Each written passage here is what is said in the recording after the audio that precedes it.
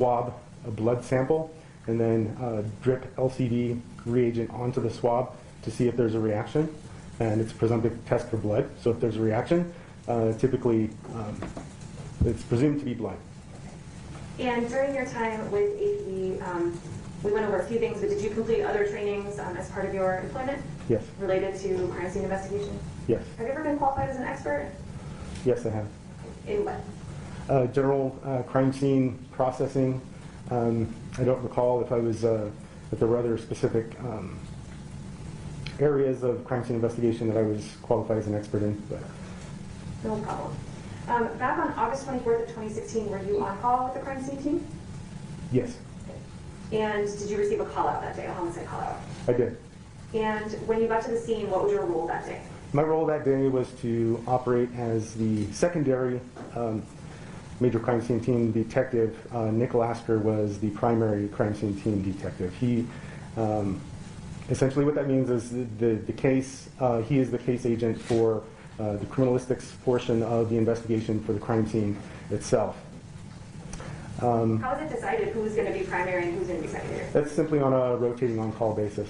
So that day you were just second guy up? That's basically? correct. How many crime scenes do you think that you've investigated, just a ballpark number? Scenes that I had played some role in or assisted in the investigation, it would probably be in the hundreds. Do you remember what time you got dispatched to the call out on August 24th of 2016? I'm sorry, could you repeat the question? Do you remember around what time you guys went out there? I received the call at about 5:23 a.m. that day. And how long did it take you receive the call? How long did it take you to get there? I don't recall how long it took me to get there. We have up to an hour to get to the scene. And from the time you arrived till the time you went home that night, I think, can you estimate how many hours you were at the scene? I've been thinking about this. I cannot remember what time we left the scene. Was it light or dark outside? I think it was dark. When there is a homicide call out, is there something that happens called a briefing? Yes. What is the briefing? The briefing is a meeting between the primary criminalistics detective, the primary homicide detective, representative from the Office of the Medical Investigator, representative from the DA's office, other assisting detectives that will be writing warrants, and anyone else that needs to know the information that's in the briefing. I did not attend that briefing. Who gives the information to these people in the briefing? It's typically one of the first responding officers if they're available. Okay. So you did not attend that? No.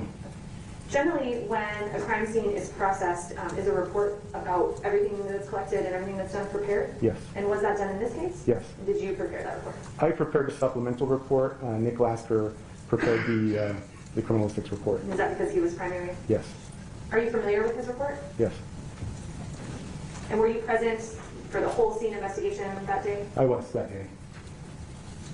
Now, during the briefing, you said you did not attend. Did you do some work while the briefing was happening? Yes. What did you do? Typically, the secondary detective doesn't attend the briefing and will begin the job of the secondary detective, which is to take photographs. I started all of my overall photographs of the general area, and that takes quite a while. So that's how I use that time. Okay. And Judge, just as a housekeeping matter, I have proffered States Exhibits 2 through 205 to defense, and we would move those into evidence, Judge. Any objection? No, Your Honor. States 2 through 205 will be admitted and published at will. Thank you, Judge. Detective, I'm going to show you a few photos. I'm going to start with what's been marked as States 3. Can you tell us what this is? So this is a view just outside of the crime scene tape.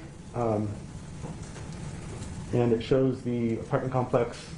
I believe that's building 8 in the background, and the mobile crime lab parked in the middle of the parking lot. And is this one of the photos that you described taking sort of while briefing's happening before Yes. you have warrants done and are going into the scene? Yes. Okay, I'm going to show you States 4. Which building are we looking at? That is building 8. States 5. Again, that would be the west side of building 8. States 6. That looks That's a picture of a car. Okay, let me put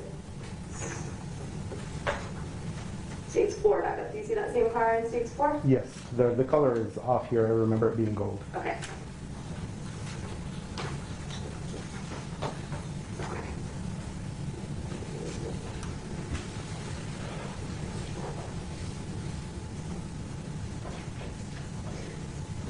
So in addition to taking some of these scene photos outside scene photos, did you process anyone on scene?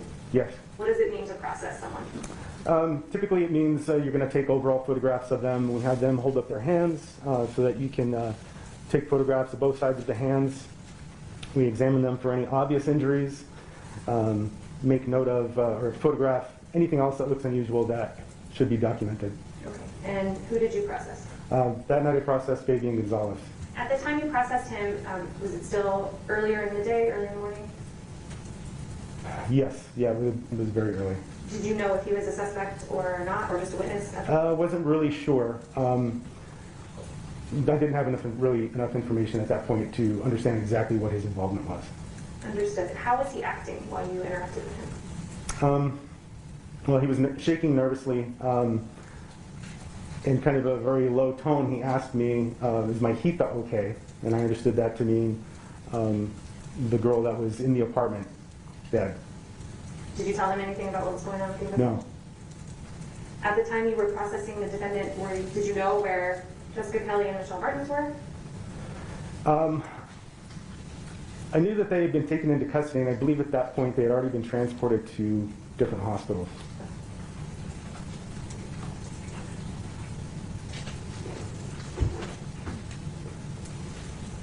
After you photographed and processed the defendant, did you go to apartments 407 and 401? Yes. And what was your role in 407 and 401? I had learned that the first responding officers first went to apartment 407, made contact with Fabian Gonzales and Michelle Martens at that location. Okay. And they had learned that the two parties had discarded some socks into a trash can. I'm going to just publish case 199. Can you tell us what that is? That is the outside of apartment 407. 200.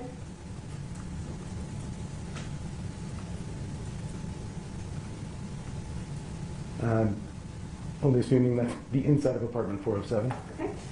And then 201. And then I'll just quickly show you 202. And that would be the trash can where the socks were discarded. Okay, and in 201, it's missing this yellow thing. What is this yellow thing? That's an indicator that we use to indicate items of evidence. The CL on the indicator indicates an item of clothing. And is this the trash can we see back here in 200? Yes.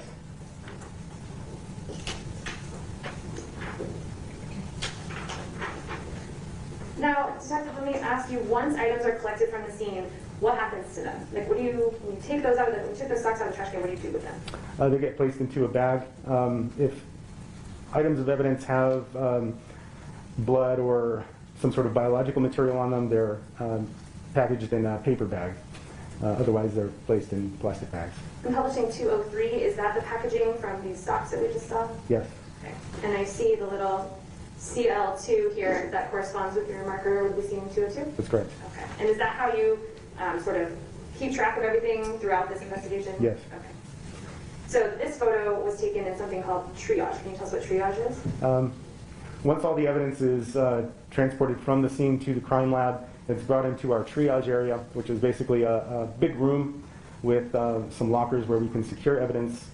There are other lockers where once the evidence is processed in triage, we can place those items then in another set of lockers where they remain locked until evidence technicians come and collect them from the triage and put them back in the evidence warehouse.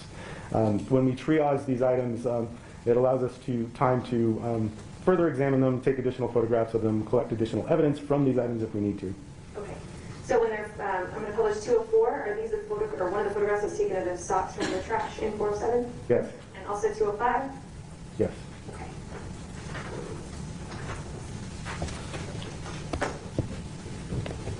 Trying to keep these in order. So after you, was that everything that you did in 407? Just collect those socks? That's correct. Yes. Tell us about 401, and I'm going to publish 193. What were you looking for in 401? I learned that the resident of 401, the name escapes me, had some information or had associated with Michelle Martens, and I believe she was a babysitter, took care of Michelle's kids from time to time, and that there were some text messages. There was a text message exchange with Michelle Martens that that detectives wanted documented, in addition to some cake pans that apparently were brought there for some sort of celebration for Victoria. Okay. So this is the door to 401. I'm going to publish states 194. What is that? I believe that would be the inside of 401. And 195, right here. And those would be the cake pans. Okay. So 196, what is this? It's a little hard to see. That would be a photograph of the phone with the text message exchange. Okay. I don't know if I can make it not so glaring. Well, you're making that hand gesture, and I don't know what it means. Maybe have an There should assist. be buttons over there that you can sort of up and down the arm. Okay. Oh. There we go. That's better. Can you see that, Detective? Can you read that now? Yes. Okay. Can you read it for the jury? What does text in? I'm going to have to take the mic here. I need to really clean Go this for it. monitor. Get comfortable. It says, "This is Amanda, Bailey's mom. We're neighbors. Victoria is trying to get a hold of you." The reply is, "Okay, I'm coming to," or, "Okay, I am coming. Keep her there." And then another text from the same person, "Can you keep her there?" A reply to that message, "I have to leave in about 10 minutes. That's fine if it'll be before then. If not, I can walk her to the..." And I'm going to put 197, which completes that.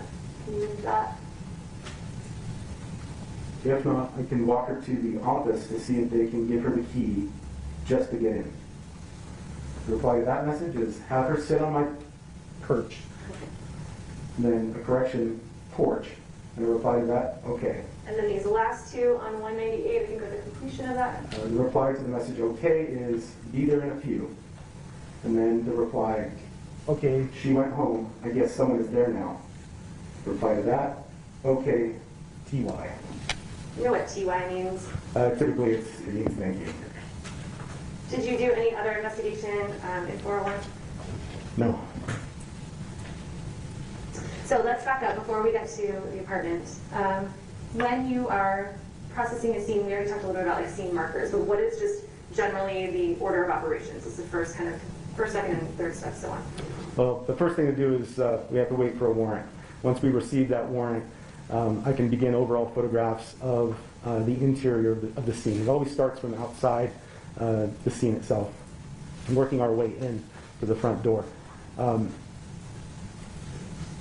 After you sort of do those overall photos and get them to the front door, do you do the same thing inside the house? Yes, the same thing occurs throughout the inside of the house, just taking overall photographs, nothing specific at that point, just to get as much documentation of the nature of the scene as it was when we stepped in to begin our search. Okay. Now, once those photos are taken, what do you do then generally? Then we can begin looking for evidence, looking more specifically at things that we need to collect, start determining what is of evidentiary value, what is not, and essentially formulating our plan to process the scene. When you find something of value, of potential evidentiary value, is that when you use those markers that we saw already in the one photo of the trash can? Yes, if it's something we intend to collect, we will place an indicator there. Now, once you do that first sort of broad search, do you take another set of photos? Yeah, we're taking photos. I'm taking photos the entire time, constantly taking overall. Once we find an item of evidence that we've indicated, we'll take overall mid-range and close-up photos of those items. And we do this many times, and so there are a lot of redundant photographs from many different angles. How many photos do you think you took of this scene? Looking at all the photos that I took, I think I calculated there were over 1,300 in total, including the vehicle search that I assisted with. Did you do something in this case called a faro scan? Yes. What's that? The Faro scanner is a tool. It's a digital measuring device, and essentially it's used to. It's on a rotating head on top of a tripod, and it uses infrared lasers to project around the room, and it creates a 3D data set of everything in that room, every point that the lasers touch. The device also calculates color values for the intensity of reflected light to provide a sort of shaded and colored image within this 3D data set. Really, it's just millions and millions of points of data. And that's done, why, just for detectives use later, or? It can be used later for many purposes, including creating diagrams, obtaining accurate measurements of anything within that area. We can measure anything in that area with special software, and we can also create other presentational types of content. Okay. During the processing of this scene, describe how you and Detective Lasker work together. You said he's primary and you're secondary, but what's the interaction there? Essentially, he's doing the looking. He's pointing things out, deciding what's important, what special things that should be photographed, maybe that I didn't see. So I'm really working at his direction, and items that are collected, ultimately the final decision is his decision.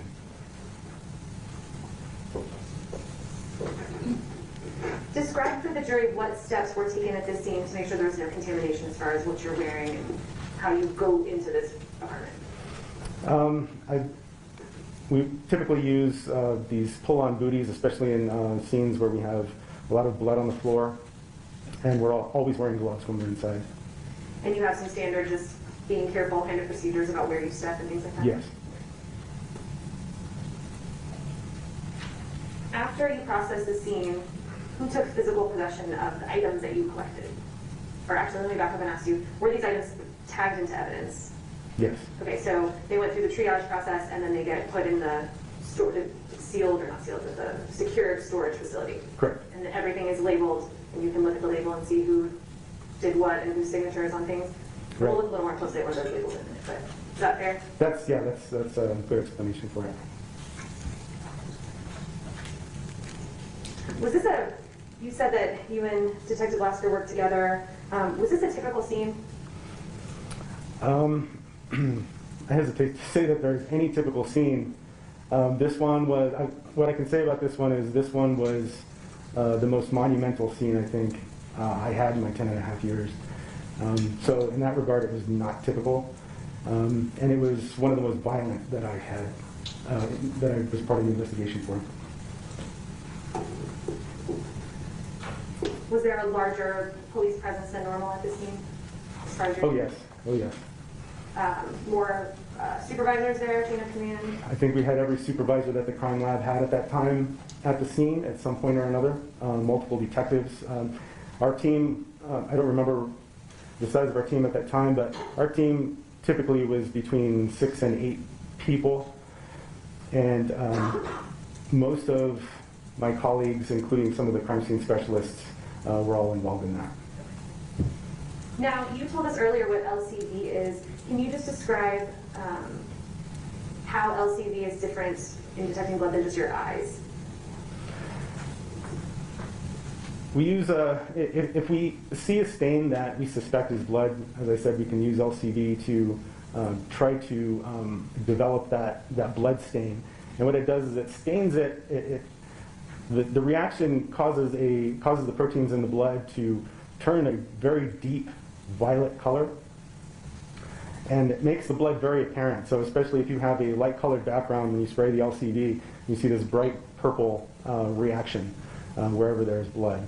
And one thing I didn't mention earlier when you were asking me about how LCV is used, I mentioned the swab, but this substance can also be sprayed over large areas to develop blood. And how many times do you think you've used LCV? Hundreds of times. And did you actually train others on how this chemical works? We did. Everyone in the crime lab, well, on the criminalistics team, major crime scene team, would participate in assisting training of other field investigators and how to use the tools that we use.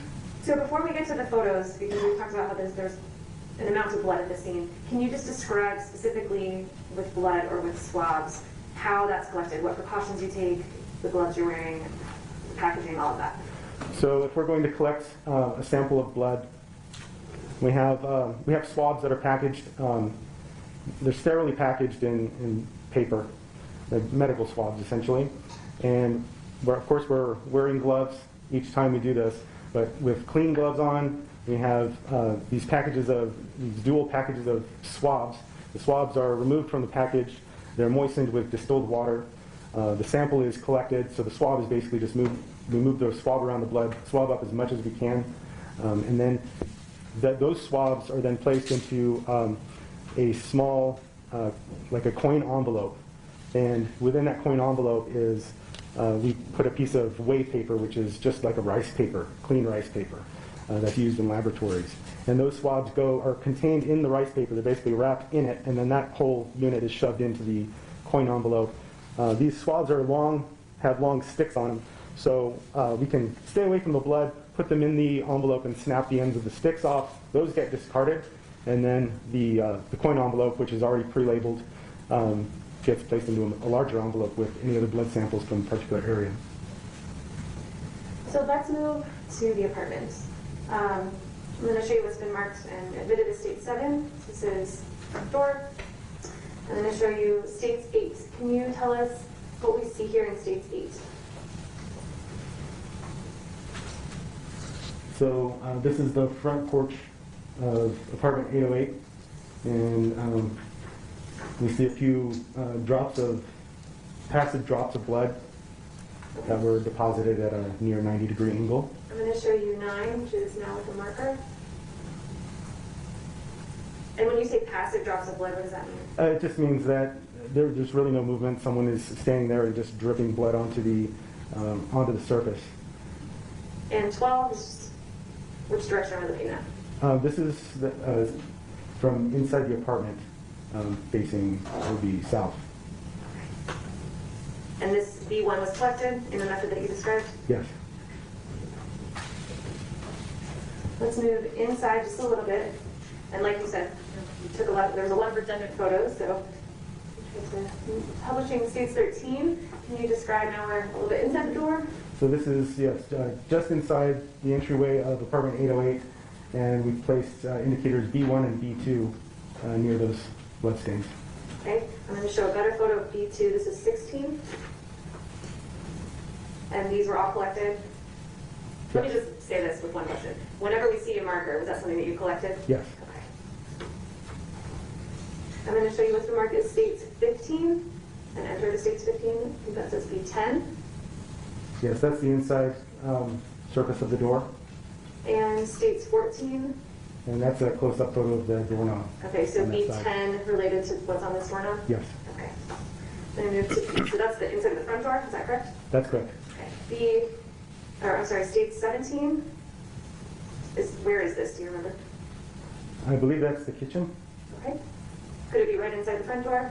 Near B2, kind of foyer? That's exactly why we take overall mid-range and close-up. So if I have a close-up photo or even a mid-range photo, I may not have surrounding reference objects to understand exactly where that is. It could be the entryway. Okay. There's laminate flooring from the entryway through the kitchen. I'm looking at 18. I see some carpeting here, and then a wall, and then an entry over here. That's correct, yes. Okay. So this is the entry into the living area? Correct. Okay. And that was 18. States 19 is before, is that right?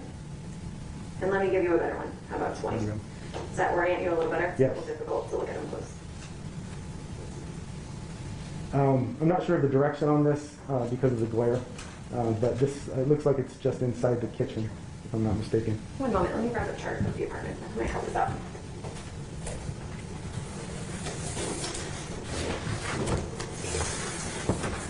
Your Honor, is it okay if I move the mic over here? Of course. Okay. This might help a little bit.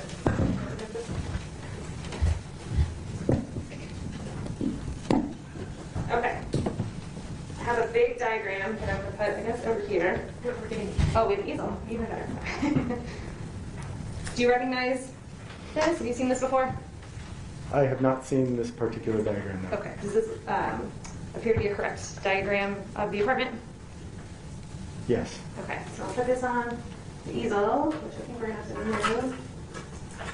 Oh, I'm going to try and put this to your side. If I don't knock it over onto everyone. Okay. So, can everyone see that? Okay? We can mark that. Yes, I will mark that. Where do we end up on 205? 206?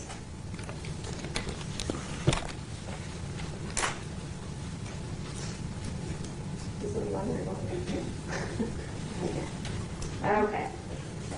Your Honor, may I move this into evidence? Is there any objection? No objection. Okay.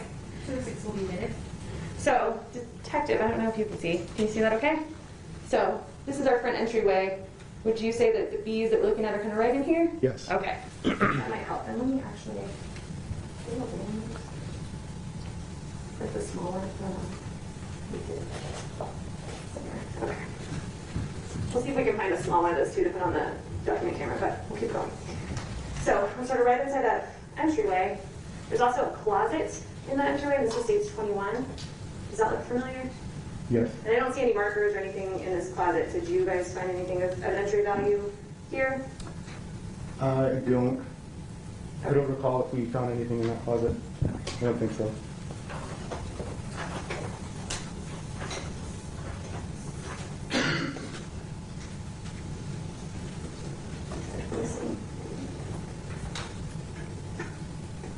Okay. Right after you went into the sort of we'll call it the foyer area, if you're walking into your left, there was a laundry closet. Does that sort of on the way into the kitchen? Do you see that? Yes. Okay. More photos taken of that? Yes. And is that right here? Yes. Okay, and this is that closet we just looked at? Okay. That's correct. Okay, so now, stage 22, can you tell us what that is?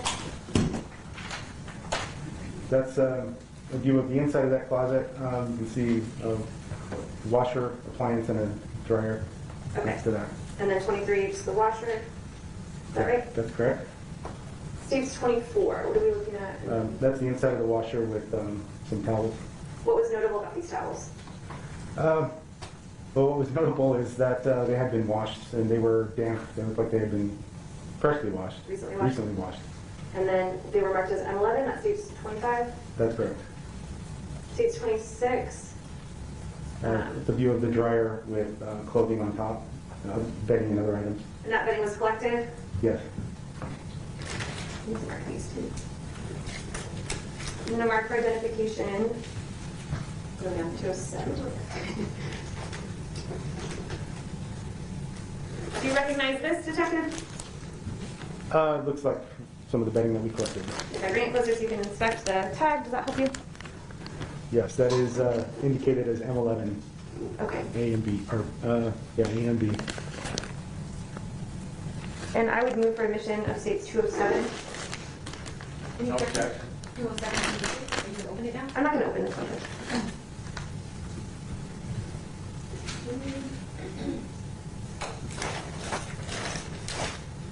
Those towels that we just looked at in the washer, were those collected? Yes. Okay. I think they're in here.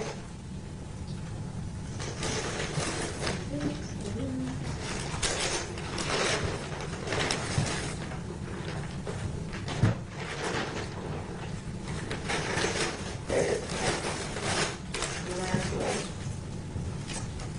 I'm going to mark State's Exhibit 208.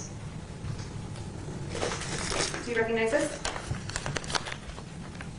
Yes, that's indicated as M11. Those are the towels from the washer. The ones that were freshly washed? Yes. Can you have one moment, Your Honor?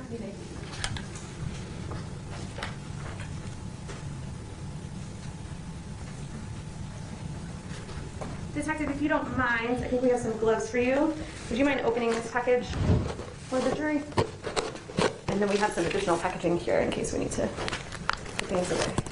And the judge has scissors. Thank you.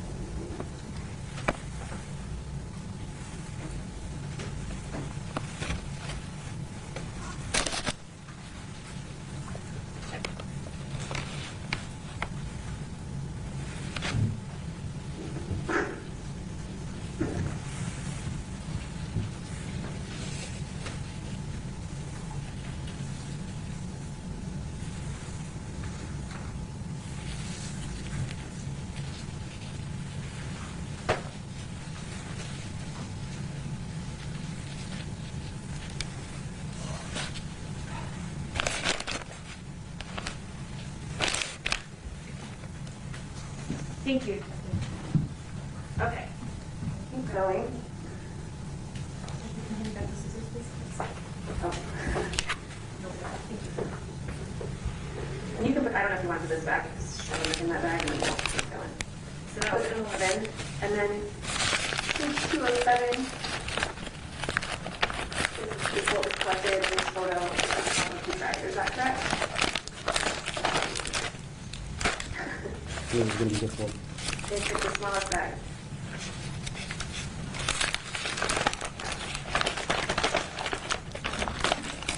And while you're doing that, detective, I see lots of tape and stuff on the bag. Can you explain what all that is?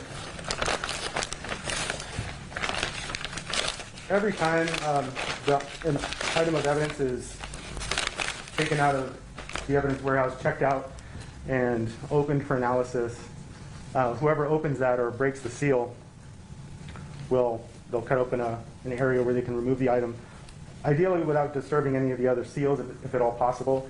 And then they'll tape that back closed when they're done examining the item, and it'll be initialed, and the date will be written across the label or the tape. So looking at that bag, you can see different people's initials from when different tests were done and different times of open examination, things like that. Yes, there are multiple dates on here.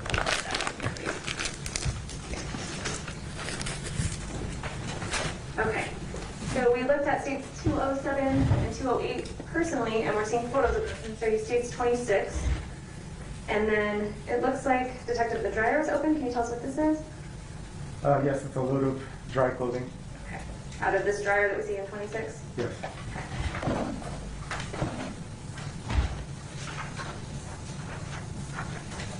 Okay. Ms. Kelley, did you move in 208?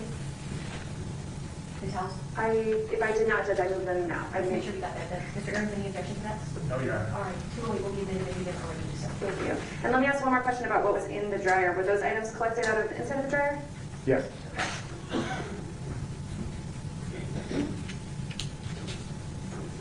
Or did you want? Okay, sure, you can move.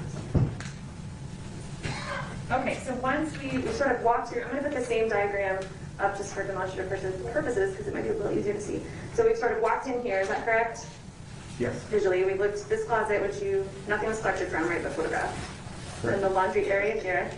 That's correct. Okay, so moving into this kitchen area. Let's look at what's been admitted as states 29. Can you tell us about that? It's a photograph of the kitchen. Okay. 30? Another photograph moving in toward the kitchen. 31? That's a trash can inside the kitchen. 32?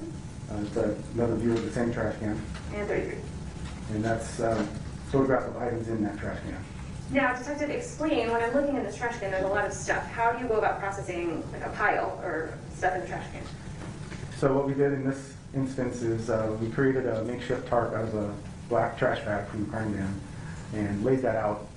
And we would pull layers of items in the trash can, out of the trash can, and place them on our makeshift tarp and photograph them as we went. Okay. So you're methodical about it, is that true? Yes. So, can we call this layer 1, maybe? Yes. Okay. And then tell us how we get to 34. Okay, and there's another photograph of those items, as I mentioned, photographed there you go, 35? on the trash bag.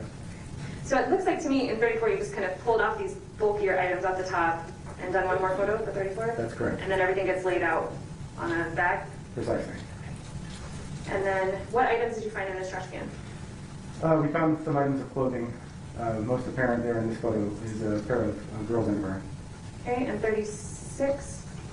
Another view of the same clothing. And this time there's an indicator, CL3. Okay, I'm going to show you some photos from triage that we talked about already. Can you tell us what that is?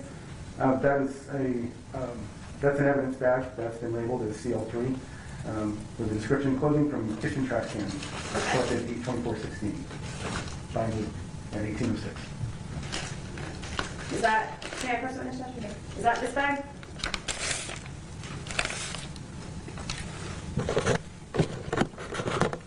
Yes, same bag. I don't know where our Sharpie went. I think we lost it. Maybe we got it. I need to mark this. Are we on 209? 209. Okay, I'm gonna mark this bag for identification as 209. Move for it to be, well, actually, let me ask a couple more questions.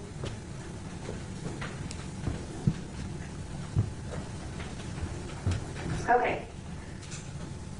So within that bag, so inside that bag, you recognize this item? Yeah, that looks like the jumper taken out of the trash. And that states 40. States 41, do you recognize that? Yes, that's the underwear that was in the photo. And states 42? And a sock. Okay, and was there another sock, if you remember? States 38? Yes, there's another sock. And this one's labeled CL3A. Do you know why we did like a sub? I'm not sure why those were separated at that time. It could be that the other items were placed in a bag, and as we continued to dig, we Found another and took it into a separate bag. And is this just another photo of CL3A? Yes. So in that trash can we had some children's size underwear, a jumper, an orange sock, and a white sock. Is that everything covered? And I should explain the letter A that's been added to the indicator at this point is simply indicates that it's related to CL3. Understood. Do you mind opening up CL3 for us, Detective, and showing us the items inside? The CL3 is 209, is that correct? Correct. That's I'm when sorry. you made it. When you made it. Yes, I'm just admit, Judge. No objection. All right, 209 is you did, you can go ahead. Can you repeat it again? Thank you.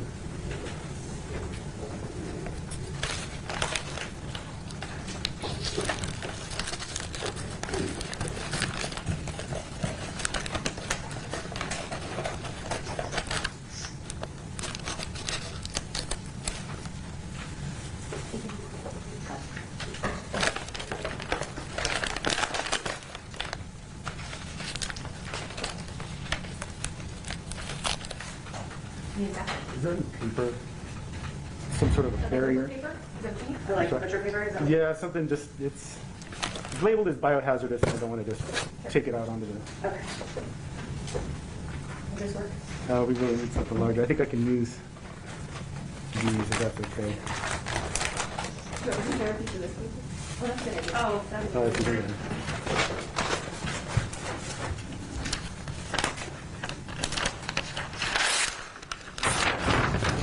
Two or one?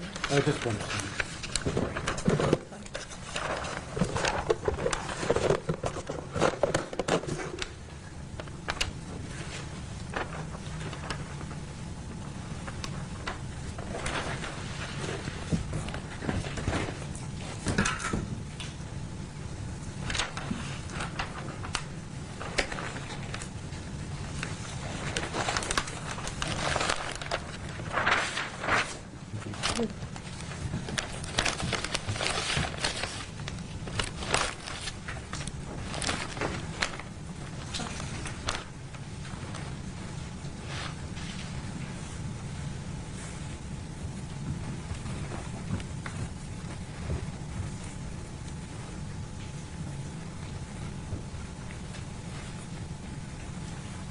What is the latest now? 209.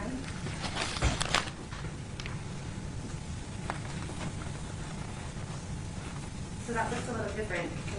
Can you tell if there was some testing done on these items? I see some marking and cutting and... Yes, there are a lot of marks that were not on the item originally. It looks like areas were cut out and possibly initialed by whoever was doing the examination. There are some other pieces of paper in here that were not originally packaged. I'm not sure what these are.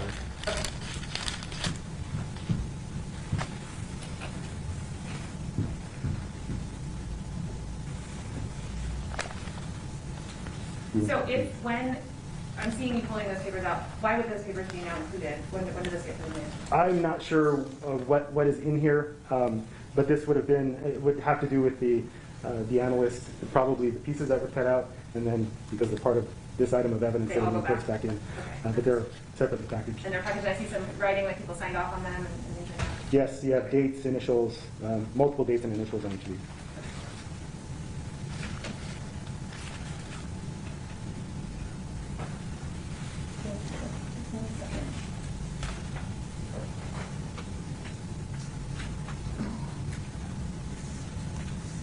Okay.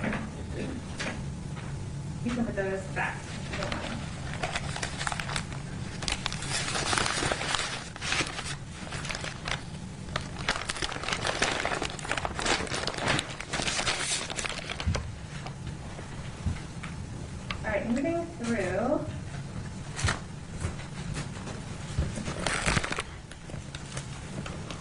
Going into the kitchen, did you collect evidence from the sink?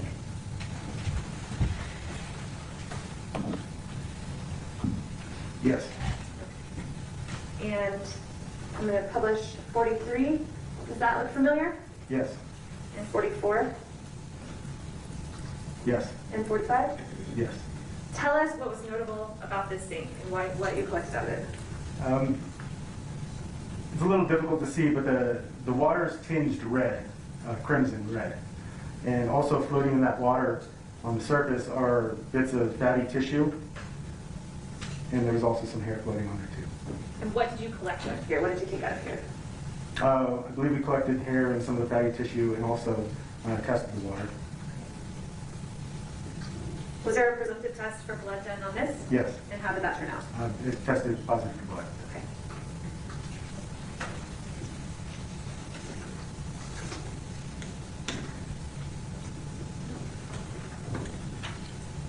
Moving to the kitchen floor, we were sort of looking at a little bit outside the kitchen in this foyer area, but moving sort of, here's the sink, into this area.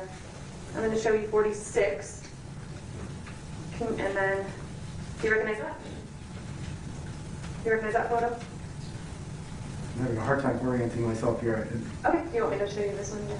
Oh, there we go. I didn't see the couldn't see the top counterpart of the big Oh, okay. It's hard because I can it's see an the up and sink down now. photo on a side to side. So yes, that's the floor just under the sink. Okay. And this is a little more, this is one of your close-up photos. Right in here, can you tell us what that is? Yes, that's blood. And this is marked with which indicator? B6.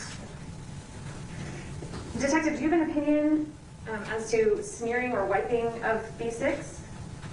B6 looks like it was deposited on the laminate flooring, and appears that it probably dried at some point, and foot traffic going over that blood spot seems to have worn down some of the more prominent blood.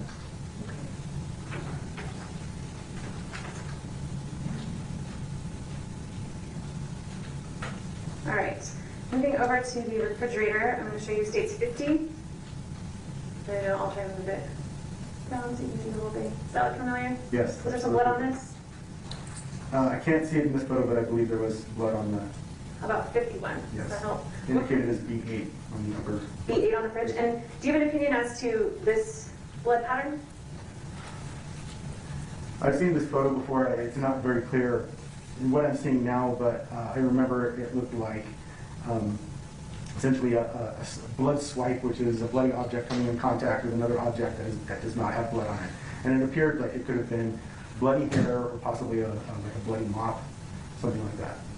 Was there blood evidence found above the fridge? Yes. Okay, we're looking at 52. Does that look familiar? Yes. And what are we seeing here? It looked small droplets of blood spatter staining the walls and cabinet above the fridge. When you say spatter, what does that mean to you?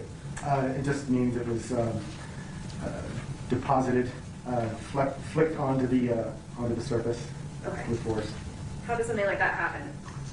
This is low velocity, so it really could happen from an object with blood on it being moved around with enough force to fling droplets of blood off of that object and depositing them onto the surrounding surfaces. Okay.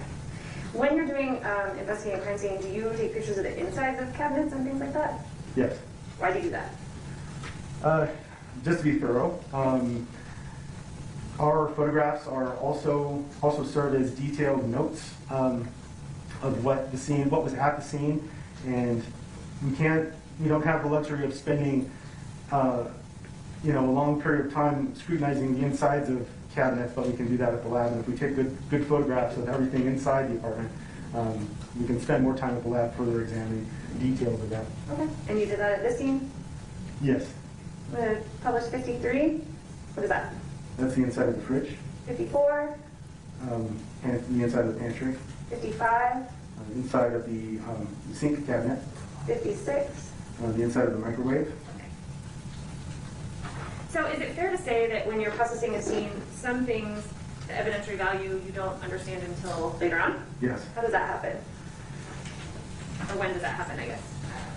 Items that we have to consider evidence is based largely on information that were given our understanding of what occurred and what we can expect to find. We don't have certain types of information, or what I'm trying to say is other information can come to light at a later time, and we end up having to modify how we're doing things or what we're looking for. Is that part of the reason why you take things of like pictures of the insides of the cabinets? Yes. Okay. I'm going to back out of the kitchen a little bit, just for a second, into that foyer area. Do you recognize this photo? That is the south-facing wall between the kitchen and the living room. Is this the front door right here? Can you tell? Yes. Okay. And then on that wall was blood found? Yes. Okay. And what was that blood marked? B7. Do you have any opinion as to the pattern here? Something bloody came in contact with the wall.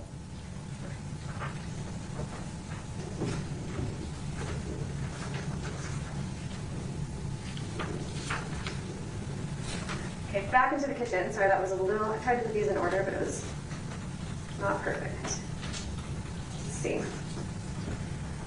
Were there some knives? Were you looking for sharp, force objects? Yes. Why? Because we had learned that Victoria's arms had been removed, and she had her left leg was almost completely severed. Okay. So did you find some knives? Yes, we did. I'm going to show you 57. Where were these knives located? The knives were located in the far northeast corner of the kitchen.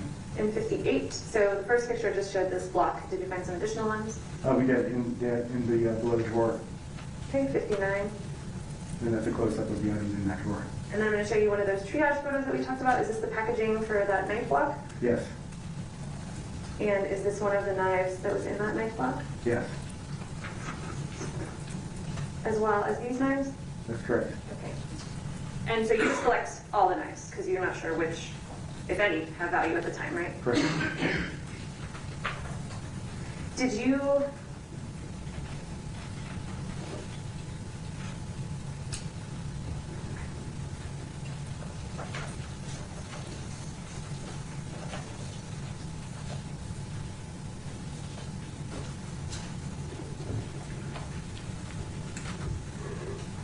All right.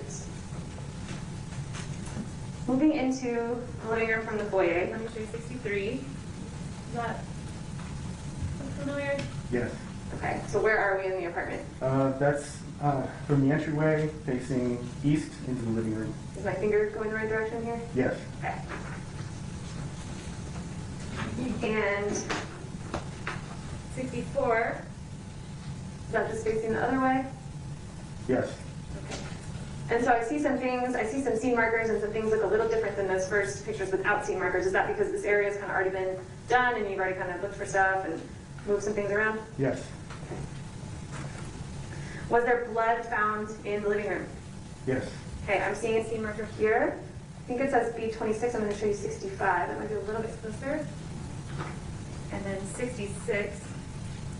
When you talked about LCD, and I'm not sure how well these photos are showing up, but did you use LCD in the living room area? Yes. Do you remember if you used LCD to develop what's been marked as B26, which is on photo 66? Yes. Okay. So when I'm looking at this close-up, this substance, that's the chemical kind of showing up? Yes. Okay. And was that sprayed on or swabbed on here? That was sprayed on.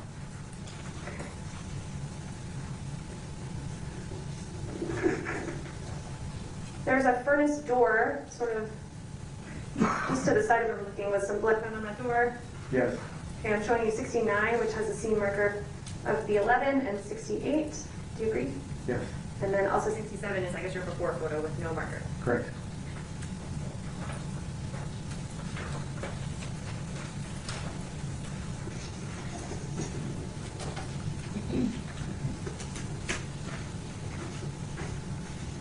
Moving around this living room a little bit more.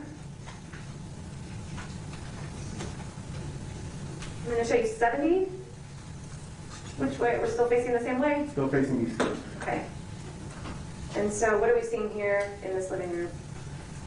So visible in this photo are a couch against the north wall of the living room, a coffee table on top of a rug, which is situated roughly in the center, set of shelves off to the south wall, and the sliding back door. You can see the balcony, the rear balcony porch area. And is this one of your initial scene photos? That I don't know. Oh, what's this? That's a cat. Okay, what happened to that cat? No idea. Okay. What do you guys typically do with animals? Sometimes they run away. Sometimes, sometimes there are cats on scenes. It's pretty common, and typically the cats keep to themselves and stay out of our way. If an animal becomes a problem, we have to call animal control. Dogs are always, because they're dogs, they're always taken by animal control. Okay. So you don't remember specifically what happened to this one? No, I don't. I'm going to show you 71. So this is a little bit different view. What can I see in 71 here that's visible? Or what rooms can I see into is a better photo. Okay, this is you can see into the bathroom. Describe the size of this apartment. Is this a large apartment? No, it's pretty small. I don't know, 600 square feet maybe? Okay. Let's take a look back at 72. Do you recognize that? Yes, that's an image showing the dining table. There's an orange basket next to the dining table, tipped over chair, and you can see some of the blood stains that were later developed on the carpet between the coffee table and the dining table. You're talking about right along the edge of this Precisely, rug? yes. 73, what is this showing? This is just the north view standing next to the dining table, and it shows the breakfast bar from the kitchen, same tipped over chair. Not visible on my end, but the furnace door that you showed earlier is in the background, and you can see into the bathroom to the right of that. Okay, so that door we just looked at is behind your back when you took this photo? No, it's in the background. It's behind the dining table. We're facing. Oh, understood. We're facing the door. 74, you talked about developing some blood. Is this what you were talking about? Yes. Okay. Now I realize I was turned around, so the furnace door is behind us. Okay, so in 73, the furnace door would have been right behind your On back? my end, all I see is a big white glare here. Sorry, I know That's okay. it's difficult. Okay, so 74, I'm seeing a number of markers showing up here in this same area. Correct. Okay, and which room is this door right here? That's the northwest bedroom door. Okay, and do you know whose room that was? That was Victoria's room. Can you tell me what B12 is? This is state 75. B12 is blood that was deposited on the corner of the dining table. Is that right here? Yes. So it shows up in 74 also? Yes. Okay, and B25? I'm not sure of what direction we're facing, but this is some of the staining in the living room there between the coffee table and the dining table. Okay, along this rug where the dining table is? Correct. Okay. And 77 is also showing B25, just a different angle? Yes. Is this all, this looks blue, is that all LCD reaction? Yes, that was all LCD. We sprayed that whole area. You sprayed this whole area? Let me go back to 74. Did you spray starting in this doorway, all this way? No, I believe we started where the majority of the stains were and then worked outward from there as we saw more development. Where did you start? By the camper? Not sure. No, I believe we started right Here? right there where the bulk of the stains are, what we're looking at right now, where So the finger's at. Right in the middle of this rug area, Yes. on the edge of this rug, in That's between the coffee table and this dining chair that's not tipped over? Right, So you started here and then sort of went both ways? right.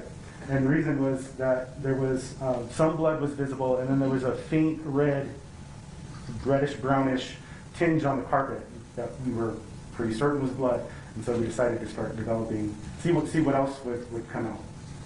Did you have an opinion as to the blood that we're talking about in this area, B25, sort of in front of this dining table, as to whether it was smeared or not? Well, it looked like there was an attempt to clean it. I think that's really all I can say about that, Okay. those particular blood stains. Understood. Did you see more after you sprayed the chemical than you did before you sprayed the chemical? Oh, yes, for sure. All right. So we were able to see a photo of a basket in some of those photos.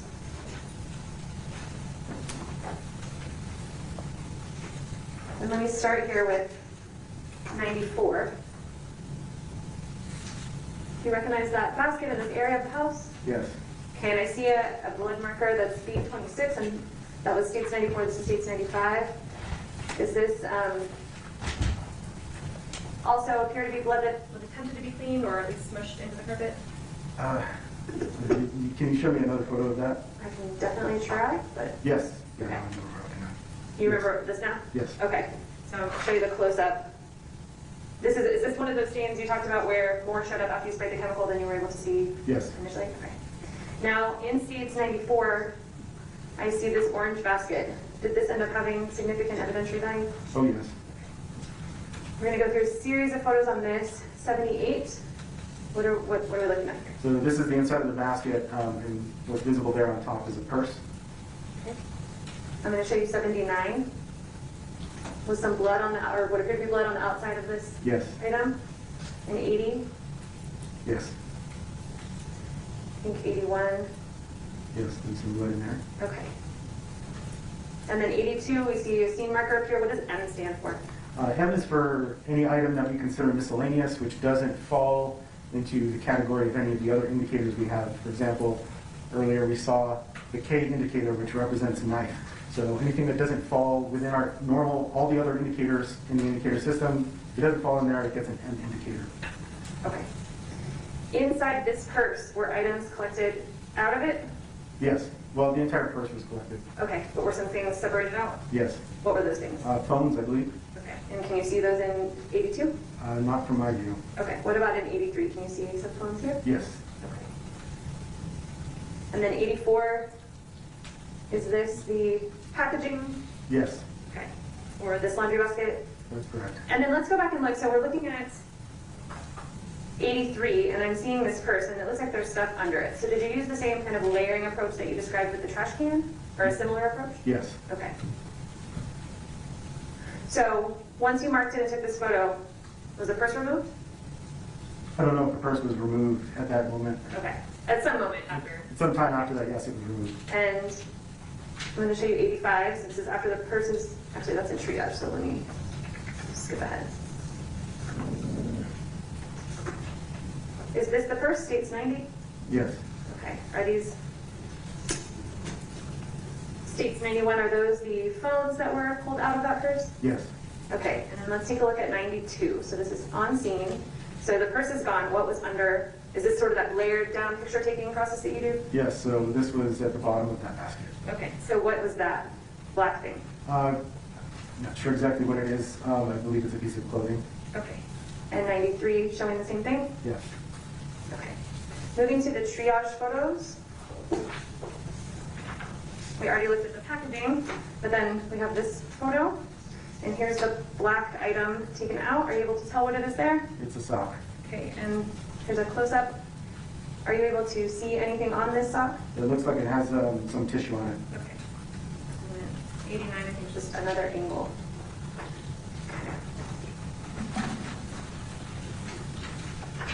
So going through the basket, it was purse, sock, and then we saw some trash bags. Is that correct? That's correct. Okay.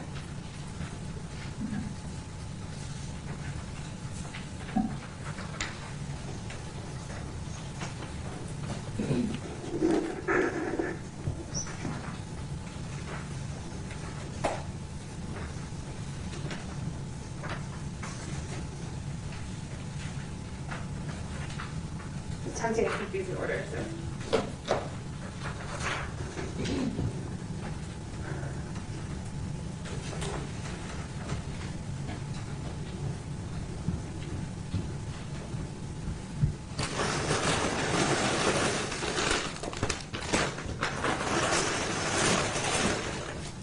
You recognize, oops, try not to knock stuff over. Let me mark this really quickly. Are we on 210? Thank you.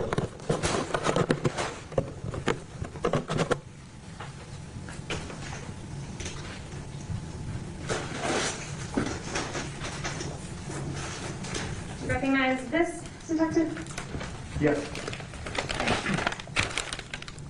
What is this?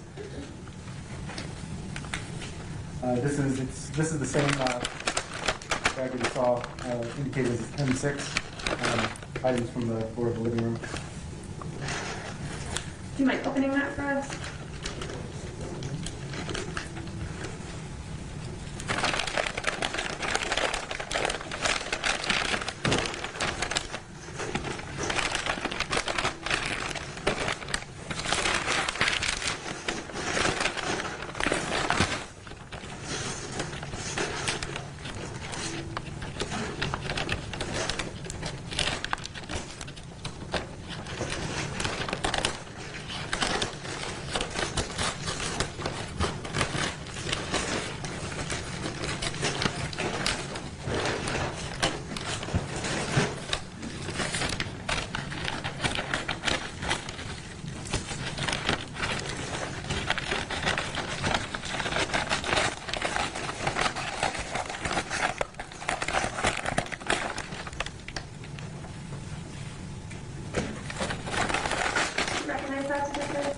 Yes, it's the basket. Your Honor, I move for admission of states 211.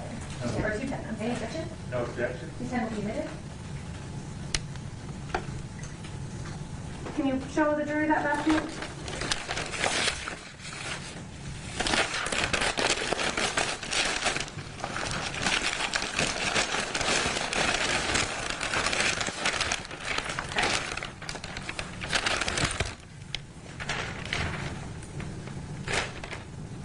Okay, thank you.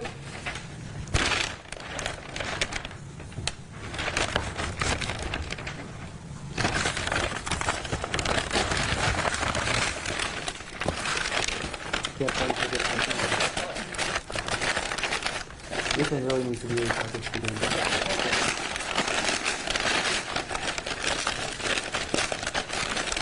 Maybe that.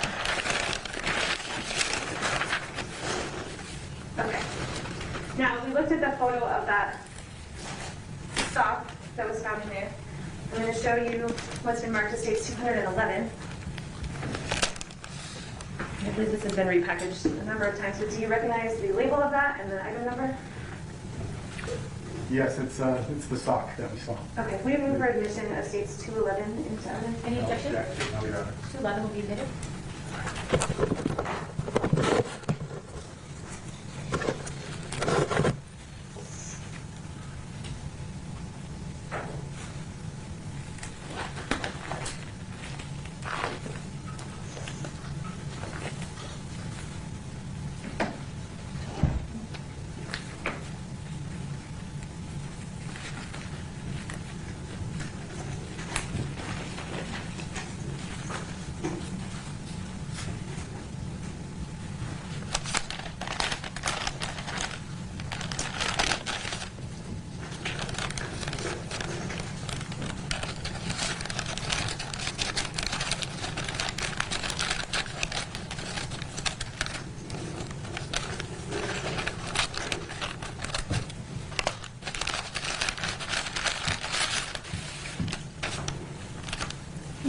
Unwrap that and show us what we have.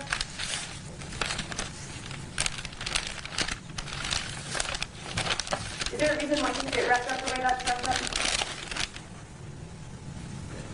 Usually it's to contain anything that might be on the surface and also just to keep it preserved. And paper, the purpose of the paper, both the paper bag and the paper wrapping, anything biological we wrap in paper.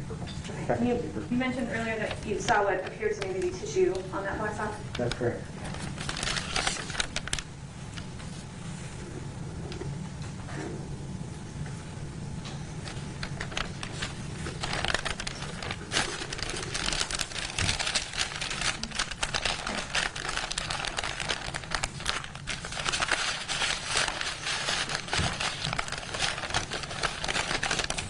Thank you. Okay.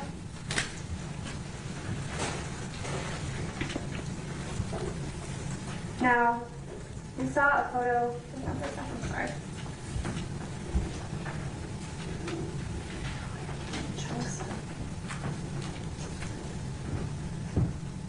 We saw this photo. States 93. Did that bag, this trash bag, get opened on scene? No. Why? Because we were fairly certain that it contained human remains, and anything related to the body becomes custody of OMI. It's their domain. Okay. So they took custody of that from the scene along with the bodies of Victoria Martens. So explain to me the two roles, and you said it's their custody, so is it fair to say that OMI is in charge of the body and it's their evidence, and you're in charge of everything else? Precisely. So this basket contained a little bit of a mix, so the purse and the sock and some items were yours, so to speak, and this you determined was potentially remains? Correct. How did you determine what was in there?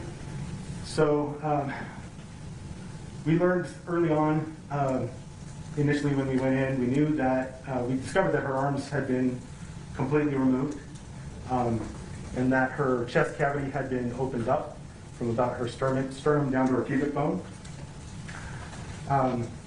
And so the question was, where are the arms? We looked around everywhere, to find the arms, didn't find the arms. There was another sergeant, I don't recall his name at the time, who was in there with us, and he says, sees the basket, says, "What's that?" and points at the plastic bag. And so I bent down and I sort of touched it with my gloved hand, and I could feel it. It felt like, when you're at the grocery market and you're palpitating a package of meat. It had this cold, similar feel to it. And I said, "There they are." And so we were pretty sure they were in there, including some other missing parts. So when the OMI doc was there, she also felt it, and she was pretty sure, yes, the arms are going to be in there. Okay. What exhibit was that? 93.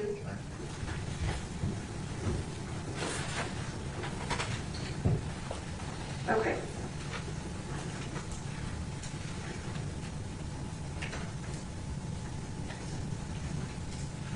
So, if we're looking at this diagram, I cannot see. It states 206 blown up over here, and we just have a little one to throw up on the Alamo to make it easier. Where was that? So the dining room table is about here in the living area? That's correct. And that basket was about there? That's correct. Which bedroom is this? That's the southeast bedroom. That's the master bedroom. Master bedroom, and this was Victoria's bedroom down here? Correct. Okay. So just kind of staying in the living room and looking towards that master bedroom wall area here, and maybe even a little bit into the room. Let me show you states. This one's a little bit off, but 96. Is this the master bedroom door? Yes. Okay. And then 97, also the master bedroom door, correct? Yes. Okay. And was there some disturbance here on the shelf? Yeah, picture frames knocked off the shelf. And I see some blood markers here, B21 and B22. Yes. Okay. So close up of B21, states 98.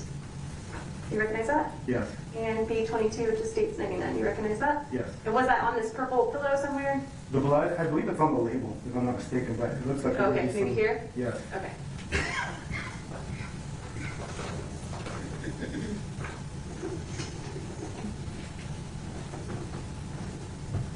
Okay, now on the other side of the door, we have the television. This is states 100.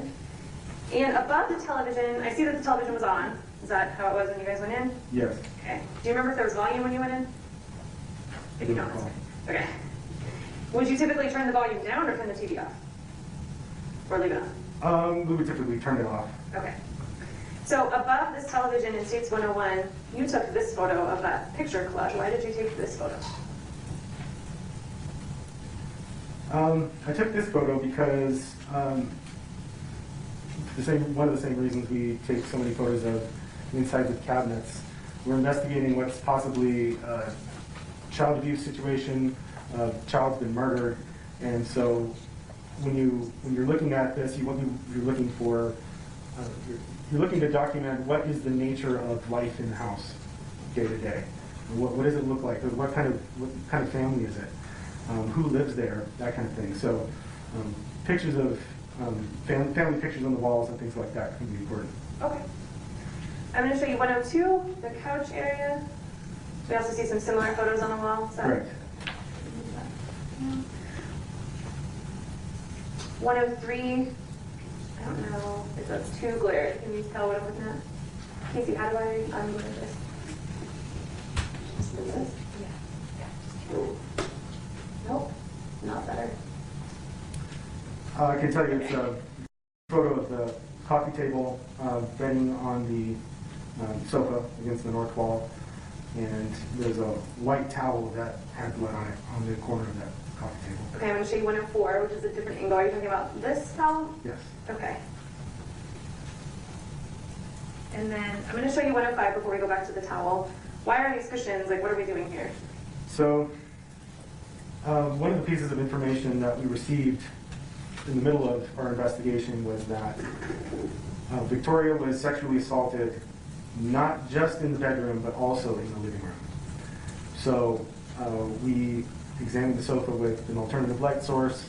There was some bedding on the sofa, so there was some consistency there with the story the information we were being given.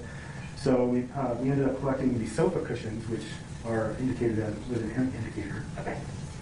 And you also collected that bedding? And the bedding as well, yes. Okay. In states 106, I have an indicator here now on this towel, this green or white towel? Yes, that's M3? M3. And then a real close-up of it. Yes. And is this what you presumed it was blood at the time? Yes, Okay. And that was tagged in as M3? that's correct. I'm going to show you states, what's been marked for identification only as states 12. Is that the same item that we're looking at now, just packaged up? Yes. 12 or 212? Said 212. 212. I'm going to check. Yeah, let's Yes, ma'am. Let me just check in real quick before we're getting gloves. Does anyone need a break real quick? Yeah, we've been going a little while. Let's take a break. We'll replenish the gloves and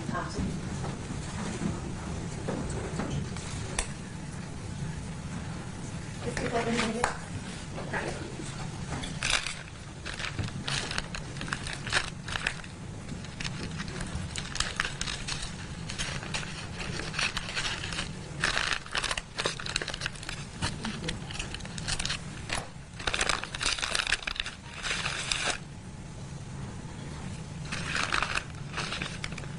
And Detective, is that the hand towel that we see on the edge of the coffee table in the scene? Yes. Okay.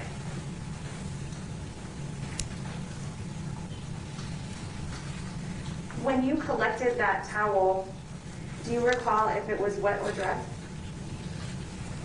I don't recall its date when it was collected, but it looks like it was wet at one time. Okay.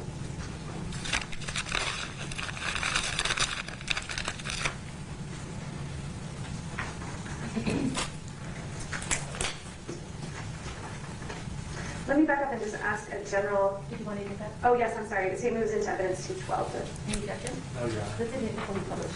Okay. Okay. Let me ask you a general question. When you entered the scene, did you smell anything out of the ordinary just upon going inside? I know there was a fire lit and it had been smoking, but I don't recall actually smelling smoke. Okay. Did you, in any of the rooms, smell like a cleaner smell or a chemical smell that you recall? I don't recall. Okay. Let's go back looking. So for the record, 212 is admitted. I do believe Detective Lasker made note of being able to smell cleaner though in his report. He did. So But you don't recall that now? I don't recall. I don't recall Okay. the smell, but He noted it, he's the one that noted it and put it into the record in his report. memorialized it. Memorialized it. Right. Let's take a look, looking in towards the master bedroom. I'm going to show you states 109. So here we see, is this that collage that we looked at earlier, sort of over the television? Yes. Okay, so this is the master bedroom. Correct. Backing up a little to 110. I think we already talked about the blood over here on the wall, and then the purple pillow would have been in this area. Is that Correct. right? Okay. So I'm seeing a blood indicator kind of right in this doorway. I'm going to show you a close-up, which is 111. Going into the master bedroom, which I'll show you 114, aside from this B27 that's on states 111 in the doorway, did you find any blood in this room that was collected? Or any blood at all? I believe there were drops of blood, if I'm not mistaken, going toward the bathroom. Okay. Let's look at 115. Can you tell us what we're looking at here? This is the side table on the east side of the bed. Okay. And 116, I see a marker. What's N? N represents any kind of narcotic What narcotic were you referring to here? or drug paraphernalia as well. Okay. This is referring to a small bag of cannabis that's next to the remote there. Okay. Okay. Was that a yes? That's a yes. I'm going to show you states 112.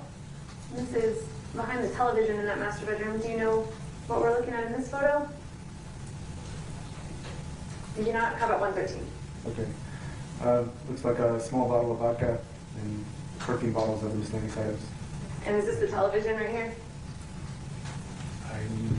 Yes. Okay.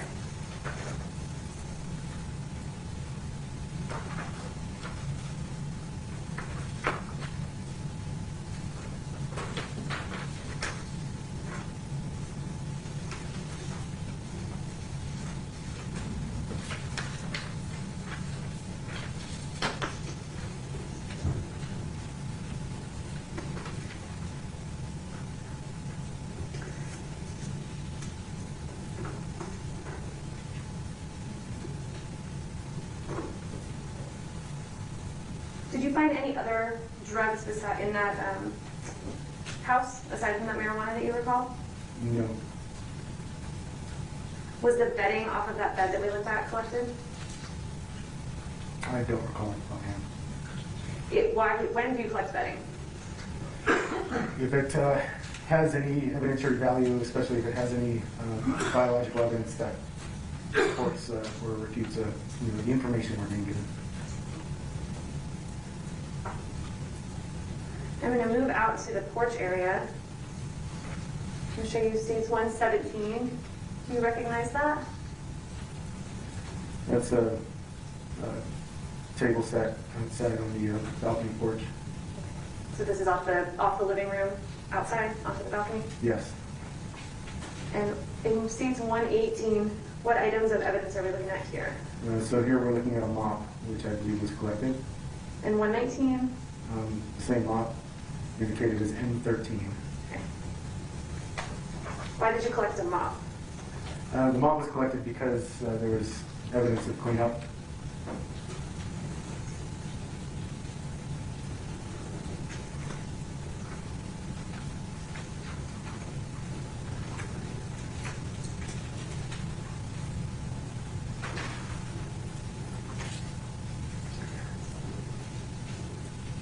Okay.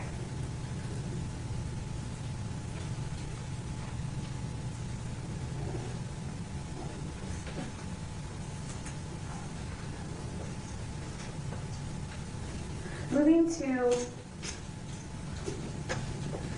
here's Victoria's room. So moving to this little hallway area, sort of, I don't even know if it's a full hallway, but this little hall area right in front of this bathroom. And then do you know whose room this was? I was told that it was Matthew's room, but I believe we found a purse that Okay. belonged to Jessica Kelley. So you think it was the little brother's room, Correct. just kind of across from Victoria's room, and this would have been their shared bathroom and probably the main bathroom for the house? Correct. So in this little area here, I'm going to show you states 172. Does that help orient you? Can you orient us actually to where we are? Yes, it looks like we are facing roughly east, and there's a B indicator on the interior surface of that doorway that leads into the living room. Okay, and so is this doorway Matthew's room? And that would be, yes, correct, Matthew's room, the northeast there. So 173 is a little closer up of that blood Yes. indicator on the wall. That's 173. That's correct, and I can see it's indicated as B18. 174 is a little different, or a lot different angle actually. So here, which room is this? That would be Victoria's room, Okay, and this is, the bathroom. okay, and what doorknob is this right here? Were there any closets? The bathroom door, or maybe a closet? Okay. And you said earlier you guys open up closets and cupboards and take photos? Yes, Okay. Do you remember taking this photo, 175? yes. Okay. Have you had a chance to look at this photo since it was taken way back in 2016? Yes. Okay. And looking at this photo now, do you see anything that could be blood in this photo? Not this one. Can I There's look a- first with actual pictures so you can see a little better? Just okay. Let me hand it to you so you're not fighting glare on the screen. This is much more clear. I can see droplets of blood on a shoebox just underneath a shoe graphic, which is printed on the side. Okay. And this did not get a marker, is that right? Correct. This one got overlooked? Yes. Okay. And was there a second closet, storage closet in that little area that you remember? Yes, I believe there's a closet adjacent to Matthew's room. Right here? Yes. Okay. And does that door, does this view make sense to you? Yes. Okay, so is this Matthew's room? Correct. And this is? The closet. Okay, and then this door would go into the bathroom? That's correct. Right, okay. Any photographed items in that closet? Yes. Okay, and these just appear to be just a regular linen closet with towels and sheets and such, is that Yes, right? that's correct. Okay.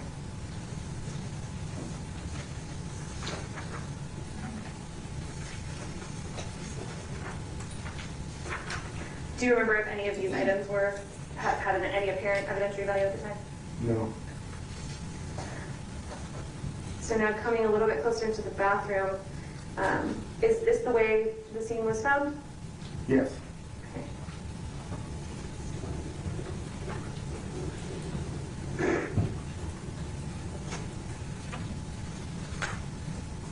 I'm going to show you, that's 178. So 179, we see this M10 in this pile here. What was that? It's I think it's a blanket and some sort of linen or clothing. And 180 shows it in a little bit different spot in the bathroom. It's a pink pillowcase, and from what I recall, from information that was gained during the briefing, one of the officers used a pink pillowcase to put out the fire, to extinguish the fire. Okay. And then looking here at the vanity, do we see that same pile of pillowcase here? Yes. Okay. And it looks like the water's running. Yes. And Judge, just for the court's information, my next photo is a graphic photo. Looking into the bathtub, what did you find in there? In the bathtub, we found Victoria's body. I'm going to publish what's been marked and admitted as states 182. Is that how she was found? Yes. Okay. And then I'm going to publish 183. What is this? That's what the tub looked like after her body was removed. Okay. And I see here on the edge of the tub, it looks like there's nothing, and then I see some dripping here, or what appears to be. Do you know how that happened? That would happen just from the removal of the body. Okay.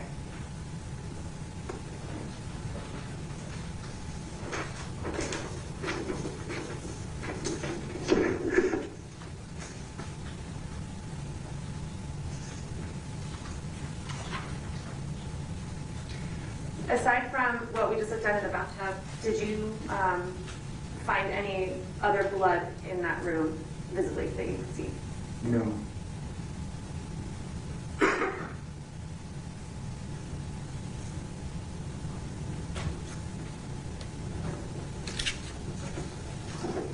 Okay. Now across the hall from Victoria's room is Matthew's room. I'm going to show you 120. What do you see in this photo? In this photo, you can see the bed against the east wall of the bedroom, and then something on the floor, which I believe is a folded trash bag. Okay, and that got marked as M4 here in States 121? That's correct. And does 122 make that a little easier to remember? Yes. Okay. And so this bag is inside Matthew's room? Yes. Okay. And then, what is this, 123? This looks like a clothes hamper that's inside Matthew's room. Okay. And is this one of those take a photo of everything, even if we don't know what it might mean later kind of photos? Yes.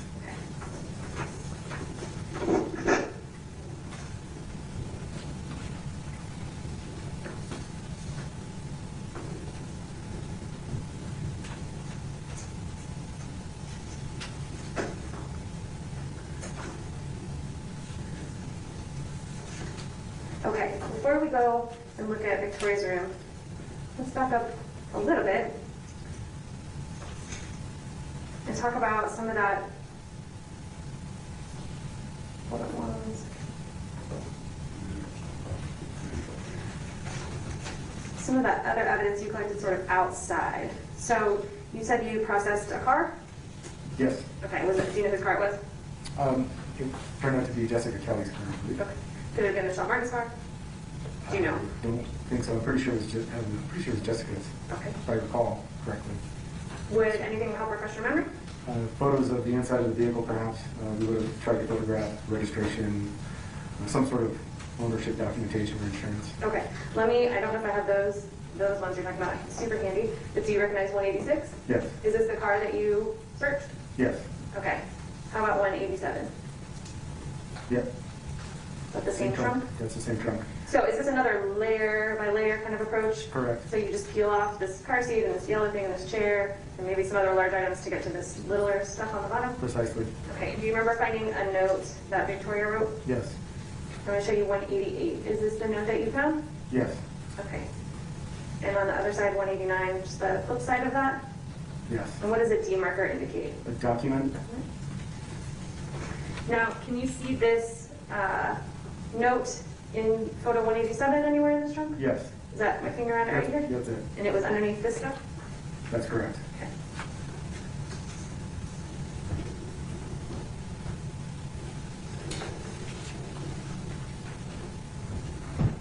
And then just moving out into the parking lot. I know this was earlier than when you were in the house, but you collected some items. You remember collecting this sandal and sock from the parking lot? Yes.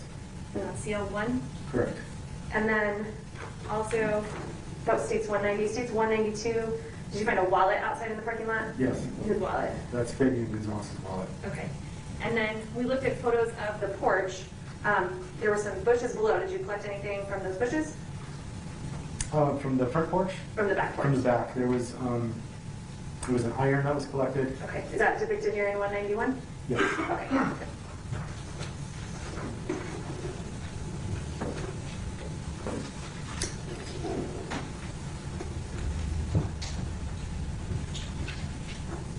Okay, and then we already talked a little bit about you going into apartment 407. Actually, we talked a lot about it. But let's go ahead and show you what's been represented in each as 215. And I can go back to the photos if you need. Do you recognize this?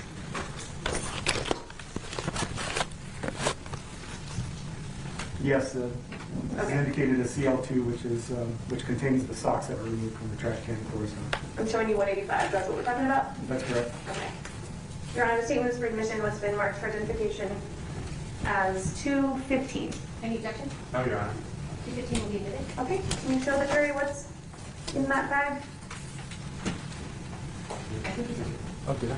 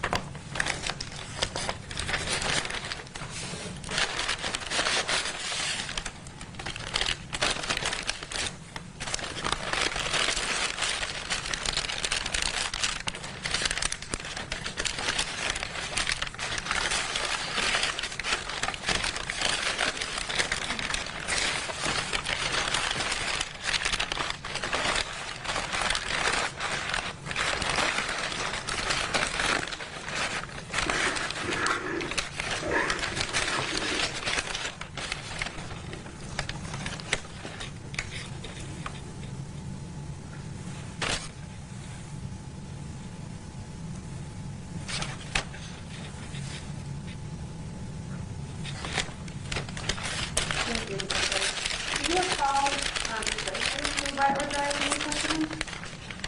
I do not.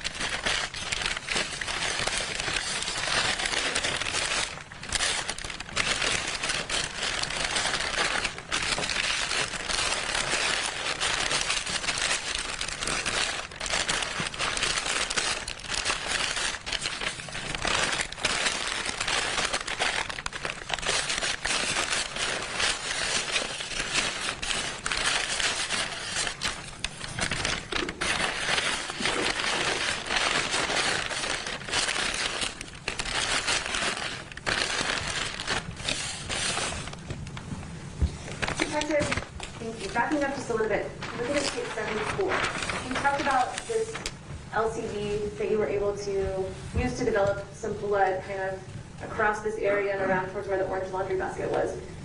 Do you have an opinion on that pattern of blood, or what does that suggest to you? I missed a word there. Do I have an opinion on? Does the blood that you found sort of between this doorway into Victoria's room across and over here, does that suggest anything to you? It looked like there was a significant amount of movement between the room and the kitchen, going out of the living room back and forth. And as I mentioned before, those stains appear to have just been smudged and smeared into the carpet. Okay. How can that happen? Through a cleaning process or an attempt to clean. Also foot traffic.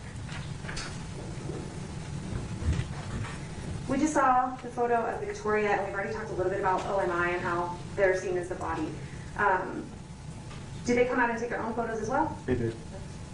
And they follow the same procedures you guys do to not contaminate anything on scene? Correct. Do you remember Dr. Ash Kendrick, the female pathologist that was present that day? Yes. And do you recall her voicing her opinion on the amount of blood that you guys found at the scene? Yes, I remember she said we... We'll move on to it. 16. Did you have any involvement, did you guys help, I guess, better way, in moving Victoria's body, or was that all OMI's purview? That was all of mine. Did you have an opinion about how much blood was found on scene? Well, I did, and I actually heard the doctor voice her opinion, and I concurred with hers, which was that we should have seen more blood considering the considerable damage to Victoria's body. Removal of arms, almost complete removal of one leg, and the evisceration of her abdomen. Okay, let's move into Victoria's room.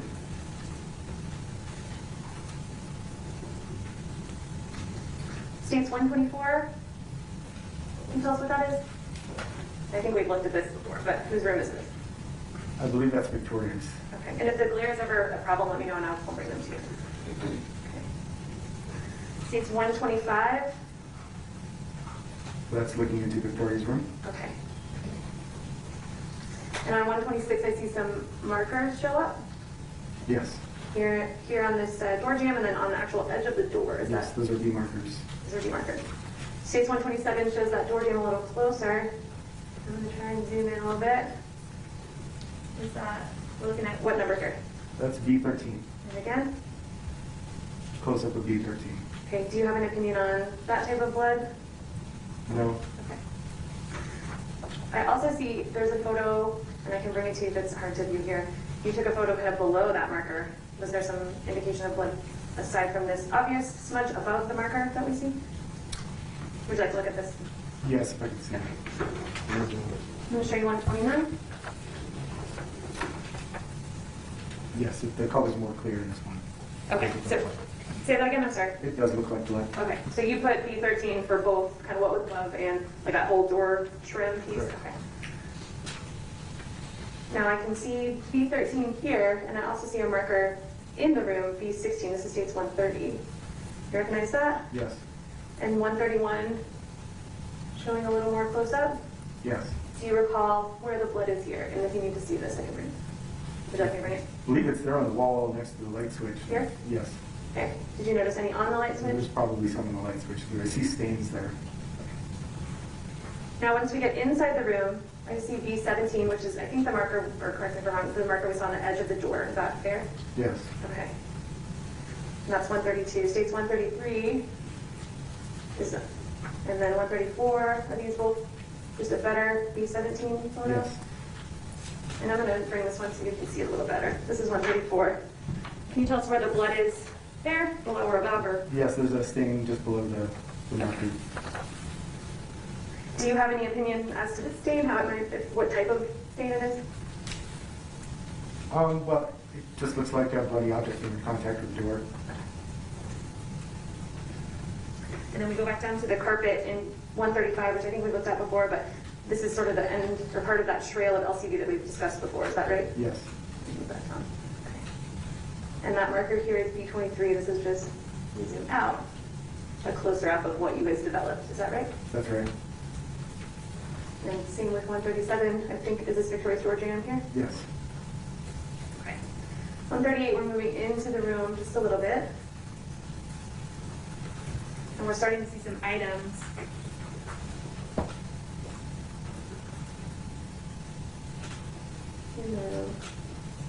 Can you see some items here on top of this dresser? Yes, those are fire alarms. Okay. Smoke alarms.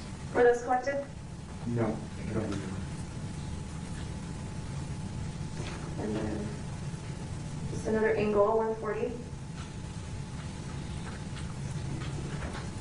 Okay, 142, can you tell us kind of what we're looking at here?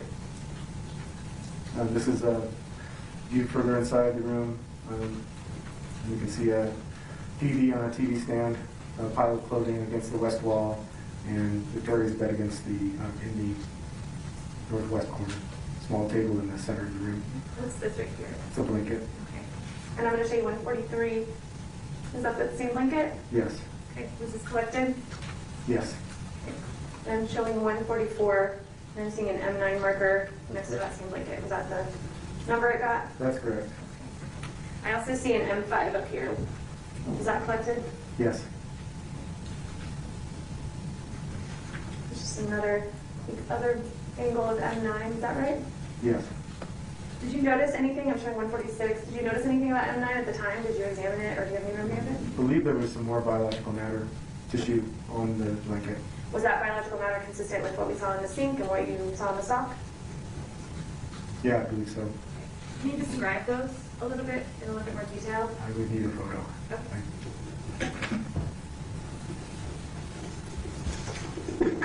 Oops. Over here.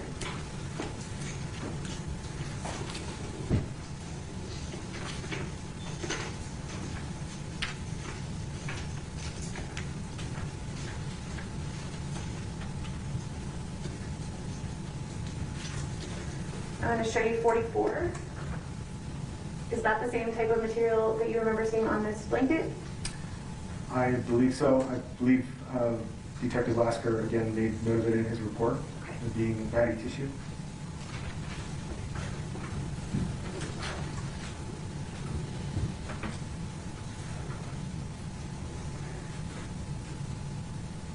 Can you describe what we're seeing here?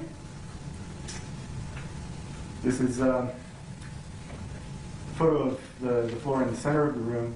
There's a table, a small table in the center, but there are blood stains on and around the carpet in that area. In this area here? Yeah. How large of an area did this extend? Do you recall? I would have to give you a complete guesstimate. I could measure that accurately. I couldn't give you an accurate measurement. Is it a big or a small area? It's most of what you're seeing there from about the right edge of the frame there of the photo, almost all the way to the end of the bed. So this area all the way up to here? Yes. So, well, from right there where your finger's at, okay. I believe going across toward the bed. Like this? Yes. So an area like this. Was this table on top of where some of this? Yeah, I believe it was. I'm going to show you 151. Do you recognize this?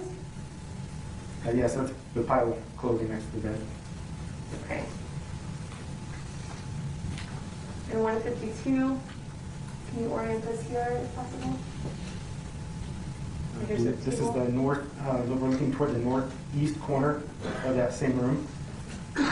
What is this right here? That's the closet. Okay. Is the bedroom door just over? Correct. Okay.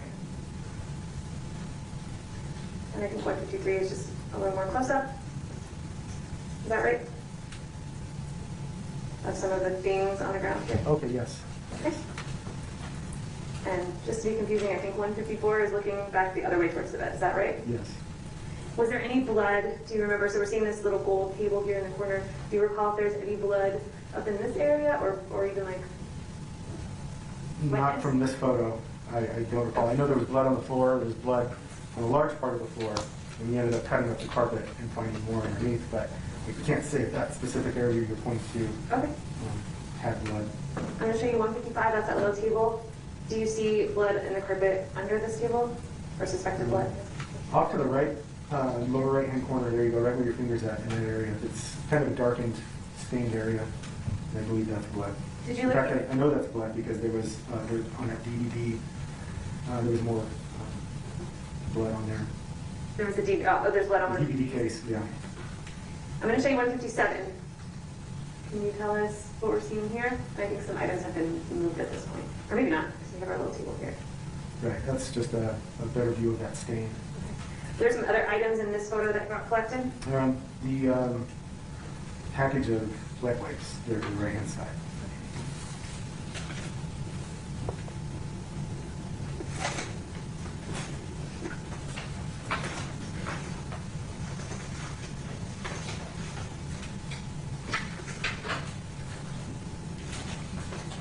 Yeah, question. I'm going to show you what the marker identification states 213. Do you recognize this? Yes, it's bag of evidence indicated as M8, which were the wipes from that room. Okay, this that we're seeing here in 157, the striped kind of baby wipes Correct. package. Okay. You're on a statement for admission of to 13 No instead. objection. 13 will be admitted. Do you mind, Detective, showing the jury that item?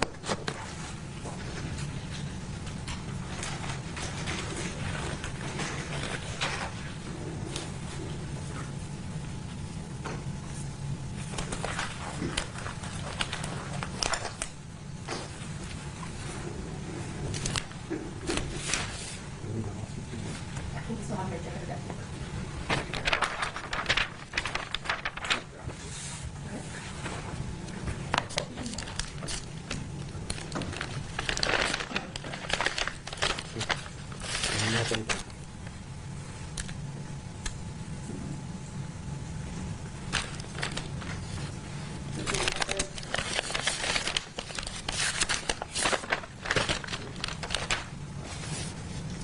Okay, in that same area, sanitizer.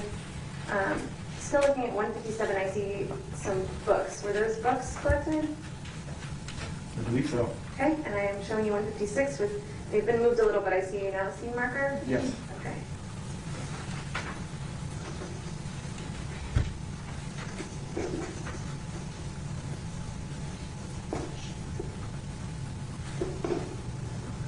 Okay. And then in 166, do you see another blood indicator around those items, the wipes in the books? Yes, on the closet door. Right here. Yes. And then 167, did you see anything that looked like blood on that wipes container? Yes. Blood stain. Like here, maybe on the lid or? There's some on the lid, and it looks like maybe some on the left-hand side of the opening. Okay. And I believe when I opened it, there was a red stain on the top of the lid. Okay. This is just another photo of those items as they were placed, is that right? Yes. And again, do you remember if the closet doors were open or shut when you first went in there? I don't recall. I have to. Now we look at my overall photos when we first walked in. Okay. But in looking in the closet in 170, are these just the way you found the items in there? Correct.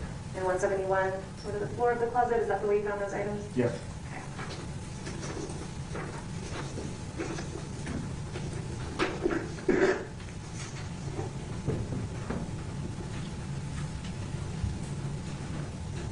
Okay, going back to the carpet, since you said some blood was on there, did that end up getting a blood marker? Yes.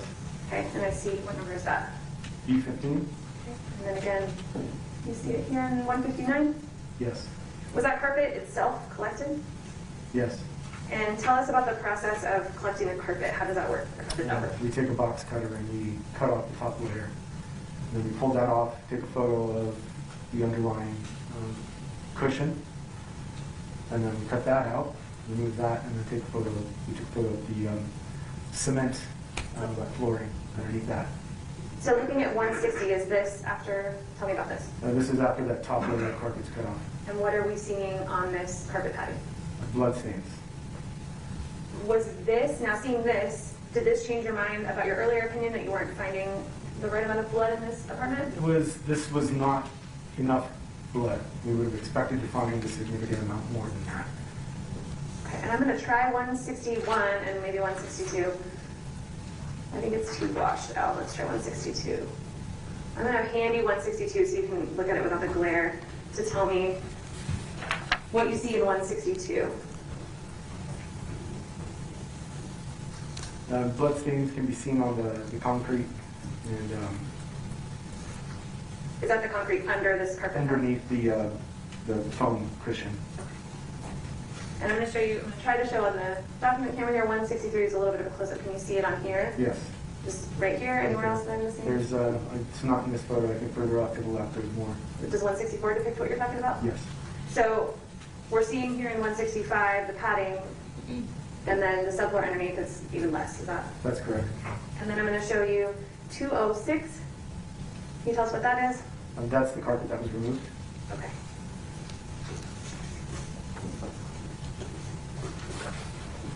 Let me collect this photo from you.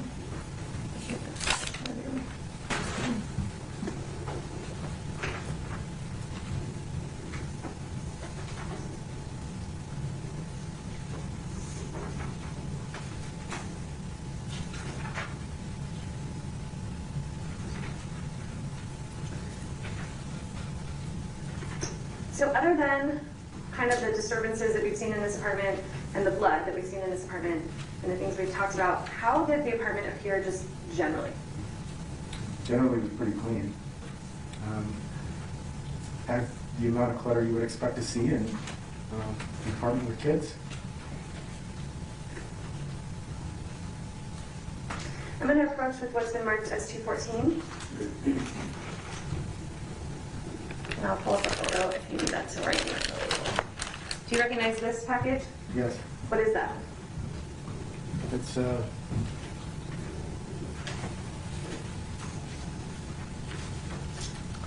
It's indicated as K1B, which suggests that it's related to K1. So let me ask you this. When you collected the knives, were they in a knife, or some of the knives, were there some in a knife block? So K1 was the entire block of knives. Okay. And this is one knife from within that block. I couldn't read one of the words, but it says knife located within K1. Hold on a moment. Keep ringing.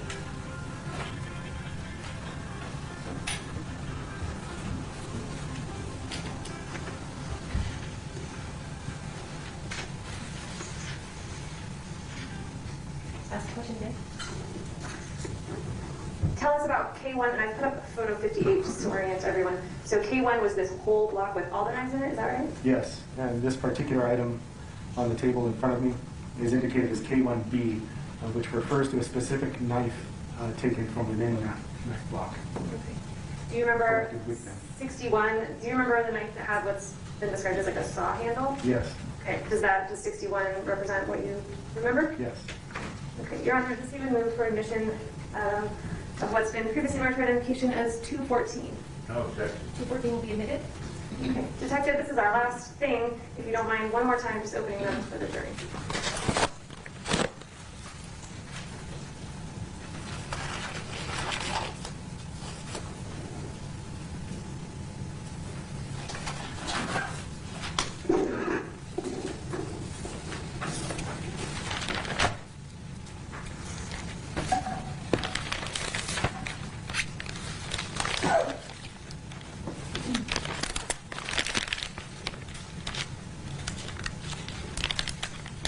Do you want me to remove the whole thing? Yes, if you could show the jury the actual item.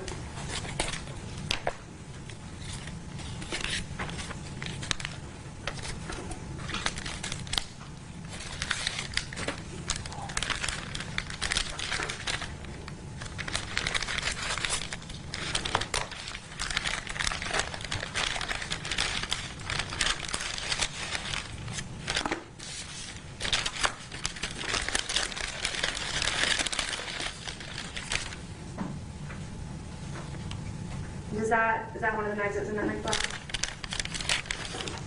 Yes.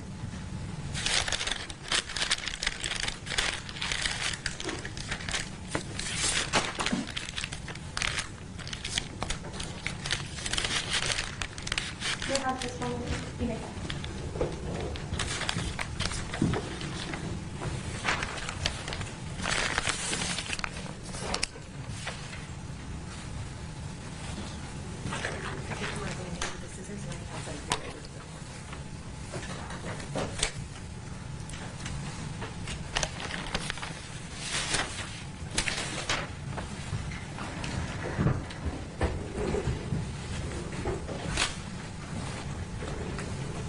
You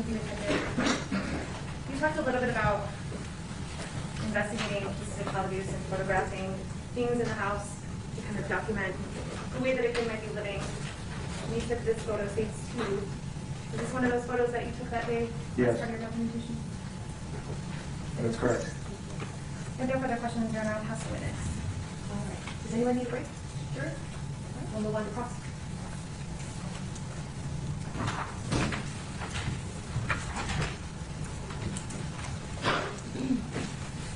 Sorry. Order 3.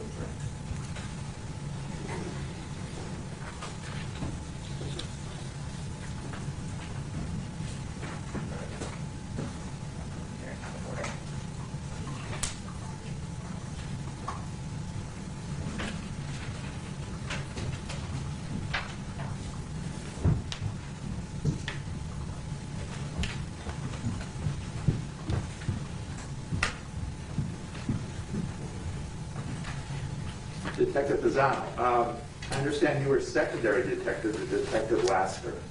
That's Is correct. that right? And he wrote the report for both of you, essentially. Correct. Okay. Now, Fabian Gonzales was brought into the crime van to be photographed and processed for evidence. Is that correct? Yes. And he was wearing a pair of gray nylon athletic shorts and a pair of underwear. Is that a question? Yes, I'm asking you if that's... He was wearing a gray pair of shorts. Yes. Okay. You photographed an older injury to his eye, is that correct? That's correct. And then an additional injury included a small abrasion on his chest near his left shoulder. That's correct. That's correct. A bleeding abrasion on the back left side of his head. Is that true? Yes. And it was still fresh and bleeding. Correct. An abrasion on the back upper left side of his back. Did you see that? Yes. Bruising on the left side of his chest. Yes. 2 minor abrasions on the left side of his torso. Correct. A small bruise on the posterior side of his left bicep near the elbow. Yes. And a couple more. A small abrasion on his left leg calf muscle. Yes. And then a linear shaped bruise pattern on the left side of his back near the midsection. Is that right? Yes. Were you made aware of the use of an iron? Yes. Okay, and the patterns on his back were consistent with the shape of the base of the clothing iron that you later recovered. Is that right? I believe Detective Lasker makes reference to one of his injuries being consistent with the base of the iron, but I don't recall it was that particular injury. Okay, if I showed you his report, would that refresh your memory? Yes. All right, if I might show him Exhibit C. There's my pen.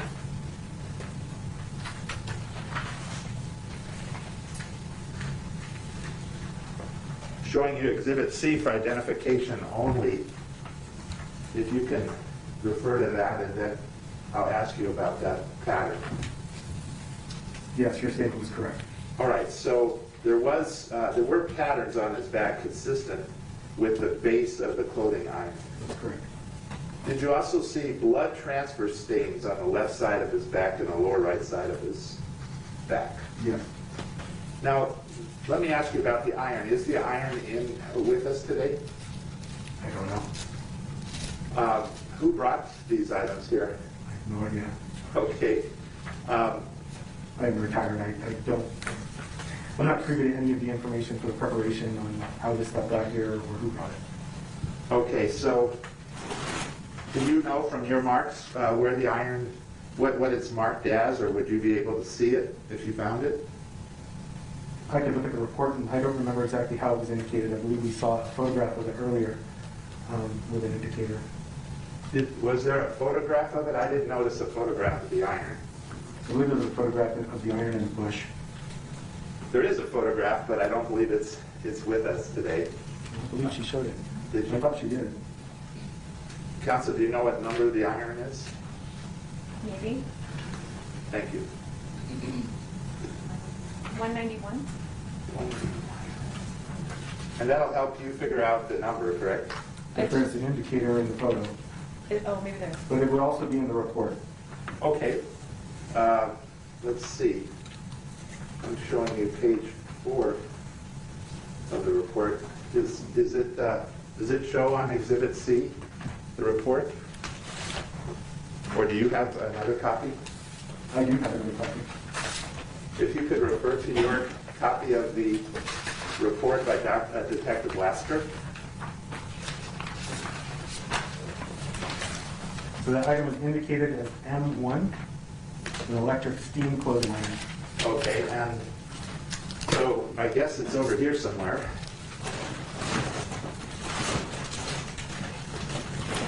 Pretty heavy. So you don't know how this stuff is brought here, huh? Because you're retired. Well, I guess I'll just have to hold the witness and we'll get it on another You time. want the photograph? Uh, 191 if you want to try it. That's better than nothing.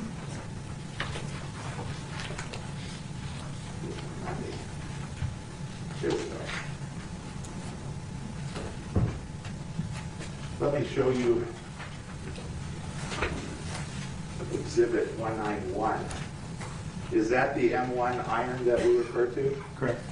And it's just a standard iron that has steam and you can fix your clothes, correct? All right. Now, you also took DNA swabs from not only Mr. Gonzales, but also from the back and surfaces of the shorts that he was wearing. Is that right? I don't recall if I swabbed him. I know he was further processed at the law enforcement center. Okay, so sometimes you do the initial photographs and then there's further processing at the police station. Is that what you're saying? Yes, and I would have to refer to the report to see what items were collected from him and who collected them to be able to answer your question. All right, now at the scene, you did document some of Michelle's injuries. Is that right? At the scene? Well, she would have been downstairs in the apartment where they called 911, but in the apartment complex, were photographs taken of her? They were. I did not take them. All right. If I showed you these photographs, could you tell me if that's the way she looked? I didn't see her that night. You didn't see her at all? Okay. Do you know who took those photographs? Again, I'd have to refer to the report as one of the crime scene specialists. We have a number of crime scene specialists, and they were sent in different directions. I don't recall who specifically took hers, Okay. but I could refer to the report and tell you. Yeah, why don't you?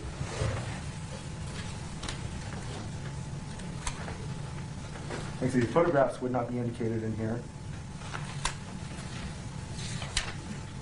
Some detectives list photographs. I used to list photographs Right. in the evidence inventory, and photographs are not listed in here. But that information is, actually, no, take that back. It's not listed in the inventory, but you should have mentioned it in the report. And that'd be Detective Lasker. Correct. Yeah.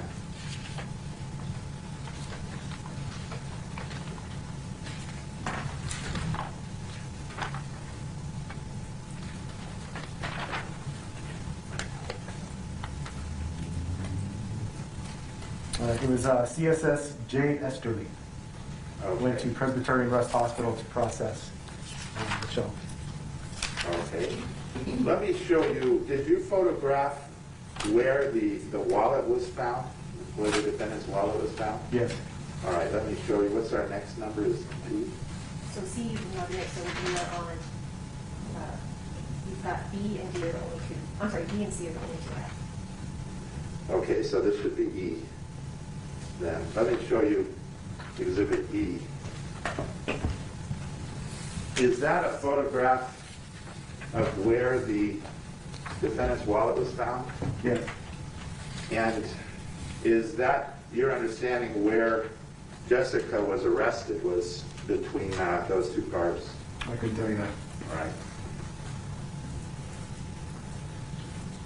Did you take a photograph of the contents of the items that were in the laundry basket, in particular some of Ms. Martens' credit cards?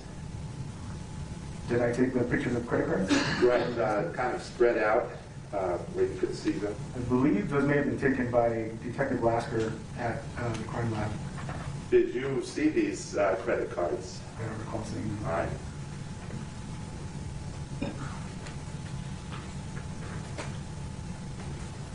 I think my next letter is F. Did you take a picture of the smoke detectors that were not on the wall. Yes. Let me show you Exhibit F. Is that a picture of the smoke detectors? Yes. And do you know who turned them on or off? I don't. Were you aware that some of the, in fact, all of the gas burners were on before the detectives arrived? No. Did you process the top of the stove where those burners would have been? No. Did you process the smoke detectors that were on the dresser in Victoria's room? No.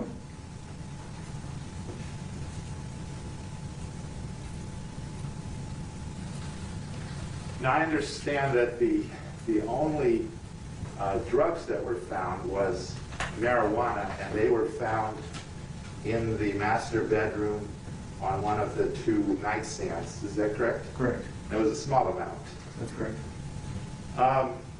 We've seen a lot of exhibits, and I'm going to go through a few of them quickly, but were you briefed that much of this blood that you're talking about in the bedroom, the living room, the kitchen with one exception, the hallway and outside, this was all Michelle's blood from her injuries? Did you know that? I did not.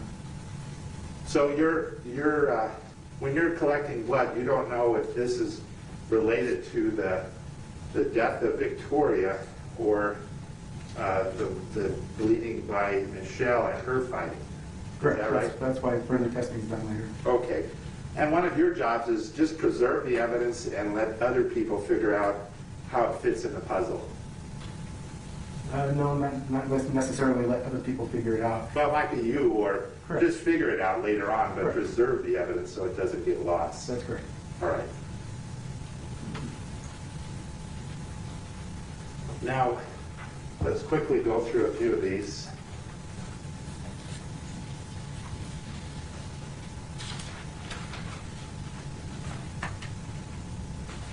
So again, looking at Exhibit 8, you don't know if this blood is related to Michelle or to Victoria or somebody else even. I remember seeing test results. I don't remember the results of this particular blood. Okay. And before I forget, Judge, I'd like to move into evidence exhibits F, E. We don't need to move C into evidence, but E and F? E and F. Any objection? No objection. All right, defendants E and F will be admitted.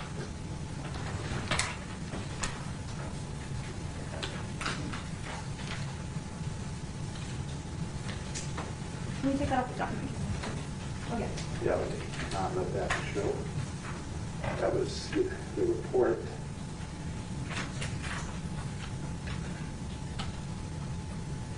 Now, in none of your pictures did you see a set of keys that were on a hook in the kitchen?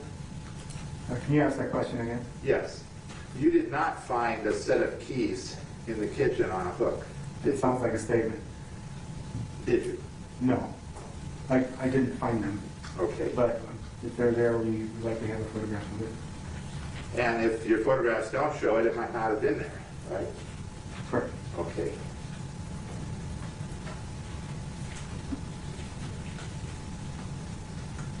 Now, you talked about a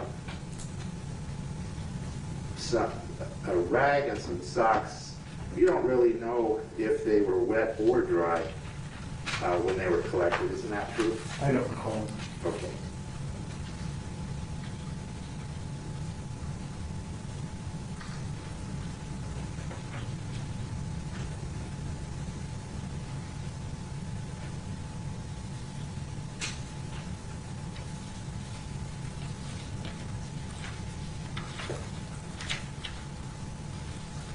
I'm looking here, it may take me a minute, but one of the items was a sock that was on top of a white plastic container that contained body parts, human remains, the arms. You remember that, I'm sure, do you? Yes. Isn't it quite likely that the human tissue on the sock, Objection calls for speculation. Gonna finish the question, officer. Finish the question. that Go ahead, sir. Okay, go ahead. that the tissue on the sock was from being on top of the bag of human tissue? I'm sorry, could you ask the whole question again? Repeat it again. Okay. Isn't it likely that the sock gathered human tissue from the bag it was on top of? Objection. No, oh, sorry, I apologize. Actually, I withdraw my objection. I don't know. You can answer the question, she's withdrawing. No, I would say that's not likely. And why is that? The items contained in the bag underneath were knotted and double bagged. But you told us there was blood on the basket itself. Yes. And so obviously there is DNA being gathered in that basket. Well, that's not what you asked me, though. What you asked me was, is it highly likely that the tissue that wound up on the sock wound up there because it was on top of the bag of body parts? The Well, answer is no. if somebody's throwing all this stuff in here, body parts, a sock got thrown in, a purse, and all of these other items, CDs, credit cards, and all of that, and you've got blood in there as well, DNA transfer is not too unexpected when you have DNA all over the place there. Isn't that true?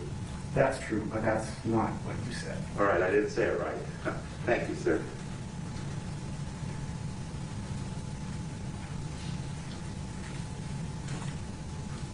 I'm going to ask the parties when you refer to tissue, if you're talking about tissue paper or human tissue, just so that's clear.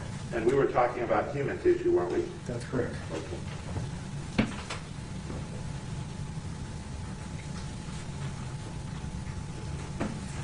One second, Judge. Oh, there's a couple of other things for sure. Did you find a pair of pink pajamas anywhere? Not that I recall, no. Doesn't the bedroom, and we're speaking of Victoria's bedroom, there's not as much blood as we would have expected, and there's some blood underneath the carpet, but doesn't it look like the closet had a normal amount of clothes and somebody used all of those clothes to be underneath the body when it was being dismembered and everything else? And those clothes were thrown away somewhere. That's one explanation for why there's so little blood left at the scene, isn't there? It sounded like a two-part question. Could you please be more clear about what you're asking? You asked about a normal amount of clothes and if it looked like they were pulled out of the Yeah, closet? let's break it down. Doesn't it look like somebody ripped off all the clothes from the hangers and pulled them all out into the middle of the room? I couldn't say that. Okay. Is there a large amount of clothes missing? Couldn't say that either. I don't know what was there. You don't know how full the closet was? Correct. But let's look at the second part of the question. Isn't it possible, isn't it likely that one explanation for the lack of blood is that the blood was removed from the scene? I would say that's a reasonable theory. Okay. Let me ask.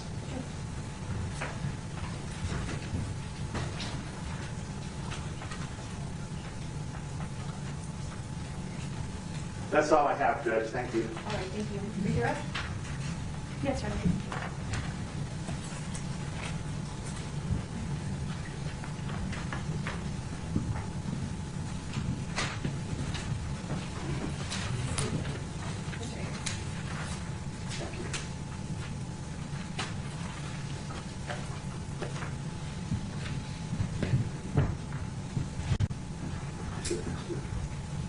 Your microphone is on, Mr. Ernst. You want to turn that off? Your microphone. Thank you, Judge.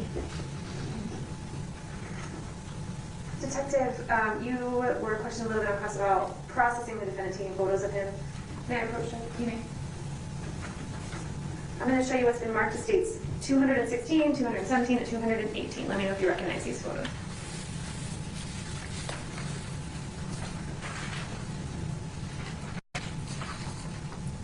Yes, I recognize it. What are those from? These are photos that I took of Pig when he was being processed in the crime unit. Your Honor, the statement of evidence 216, 217, and 218. Any objection? No objection. 216, 17, and 18 will be admitted and you can publish. Thank you, Your Honor. So looking at 216, I will attempt, oops, that's not the right thing, to mitigate some glare here. Can you tell us where the injury to the head was that you were asked about on cross? Would you like to see this photo? Yeah, I would. Okay. Thank you. Yes, it's much more clear here. Can you describe where that injury was? There is a,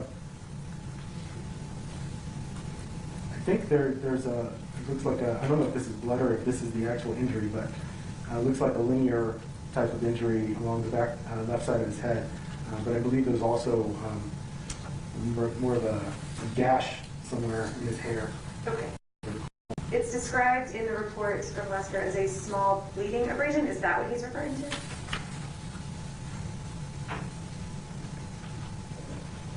It's probably part of the same injury. Again, there's another photo where he's kind of Turned a little? turned, yeah, his head is turned and I'm getting a straight down shot of this gash in the wound, and so the entire wound and the blood. But that's the same injury we're talking about, right? I think so. I think it's the same one. Do you recall if there was 2 injuries on his head or 1? Would you like to refresh your I memory? would need to see the report. This is just.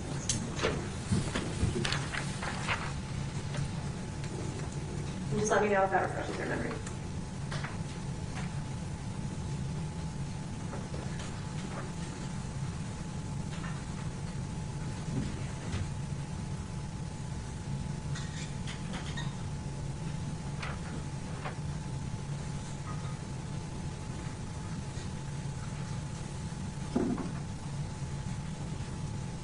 Okay, so he references the small bleeding abrasion on the back left side of his head, which is the one that is shown here. And there's a minor abrasion on the back upper, oh no, that's one on his back. So that would have to be the same one. So we have 1 head injury, is that fair? Yes. Okay. And is this, you're calling this the linear, it's described as bleeding, and you're saying there's this kind of, it's showing almost like a stripe? That, the dark sort of discoloration there, I don't know if that's injury into the scalp or blood that has trickled down the back of the head. Understood. Looking at 217, is this the injury to the back that was discussed earlier? Yes. Okay. And 218 is the calf injury?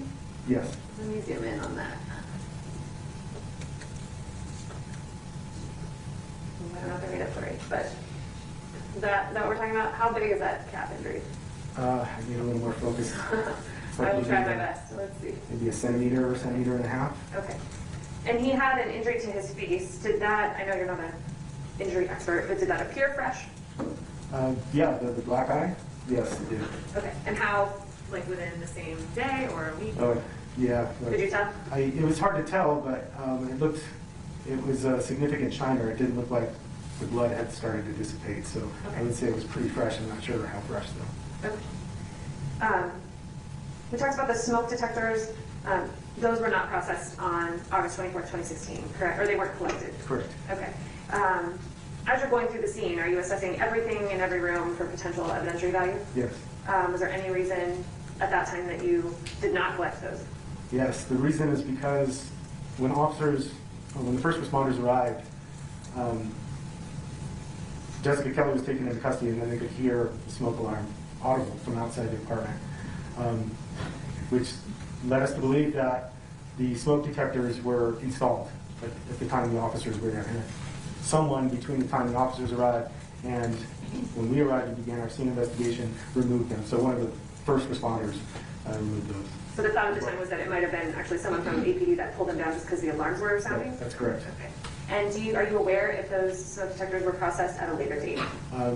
Yes, I believe they were. And you were asked about gas burners on the stove. Do you know if those were gas burners? I could probably tell by photo. Okay, give me one moment.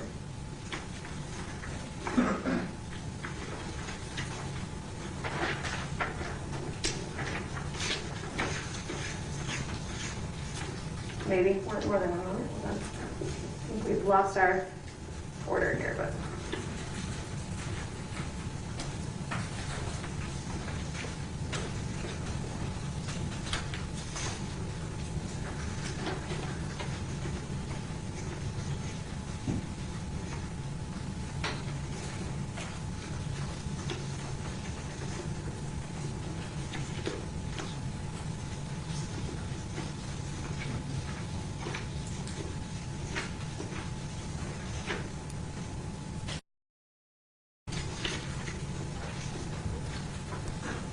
I don't know, this is going to do it for you, but how about 30? This is states 30. Can you tell if that's a gas stove or an electric stove?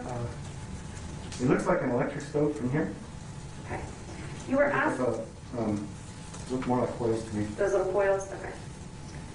You were asked about whether it was very likely that the tissue located on sock found in the laundry basket on top of the bag that contained Victoria's remains got onto that sock by being on top of that bag, and you were asked a question about DNA transfer and blood. So let's talk a little bit about the difference between why you don't think why you think blood could have possibly transferred onto that sock, but you don't think it's likely that a piece of human tissue did.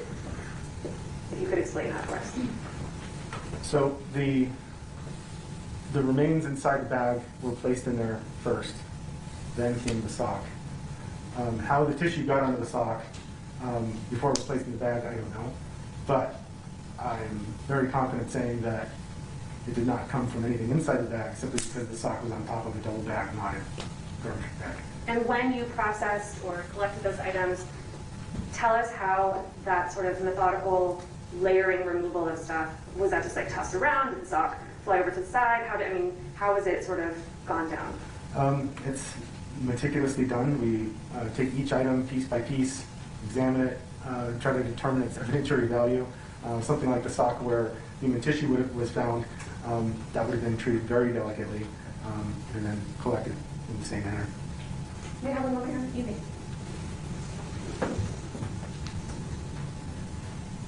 No further questions, Your Honor. All right, thank you. We're going to go for another half an hour or so. You may sit down. Thank you. I'm assuming this witness can be released, is that correct? Yes, ma'am. No, Your Honor. You want to reserve him? We need to get that iron in cabinet, Do you need to reserve him? so we would reserve. All right, we're going to reserve you. So you may be recalled to testify, so don't discuss your testimony the next day. Your Honor, the iron is here. Do we want to just Yes. allow him a brief, That'd be so he fine. doesn't have to come back? If that's fine, let's do that then. So we'll continue with your testimony in a brief recap. Go ahead, Mr. Ernst. Well, the iron's here. I don't know if I brought this to you or if you came down here to look for it. I don't know which one. Let's have the witness sit down and go ahead and grab it. That might be quicker. If you step down and grab it, please.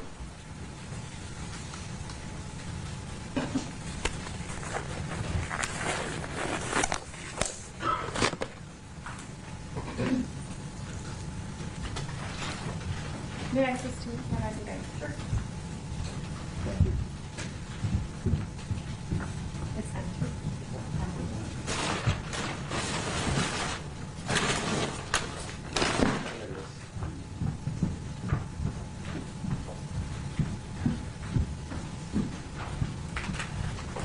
Thank you. You could open up, Let's mark it. you could mark it. I might have to- G. And it's G over there.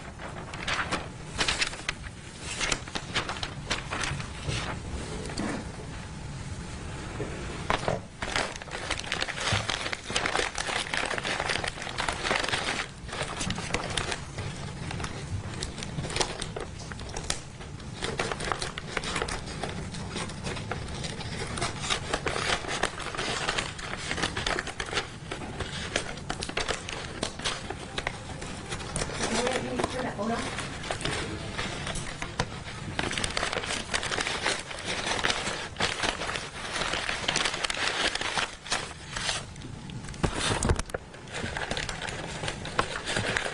And is that marked as a biohazard as well, that there's tissue? It doesn't say anything about human tissue. Tissue is marked as biohazard. Okay. Thank you.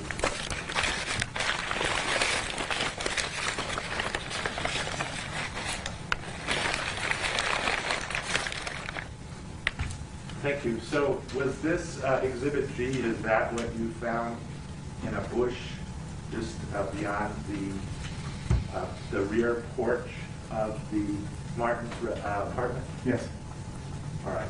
And you tagged it into evidence along with everything else? I did not tag this You item. didn't tag it, but you recognize that that is the iron that was recovered from the scene. Yes. That's all I have, Your Honor, and I would, oh, you've got some, Nothing from the scene. Okay, so so we you're releasing would, this? we release them. All right, let's take Thank that you. step back up and then we'll bring it up.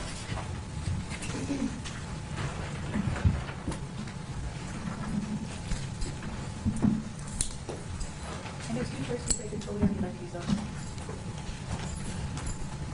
And you said, can you come in with the microphone a little bit closer to Ms. Kelley? All rise for the jury.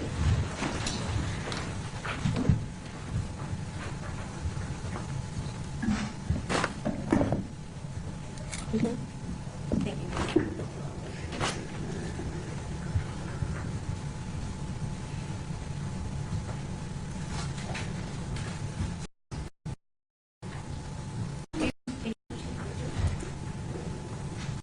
My name is Jessica. Testimony you're about to give will be the truth, the whole truth, and nothing but the truth. Yes, ma'am. Thank you. You may put your hand down and state your name, please. My name is Jessica Kelley. All right, I'm going to need you to get a little bit closer. I'm going to turn your volumes up as loud as I can, but I need you to sit real close to that microphone.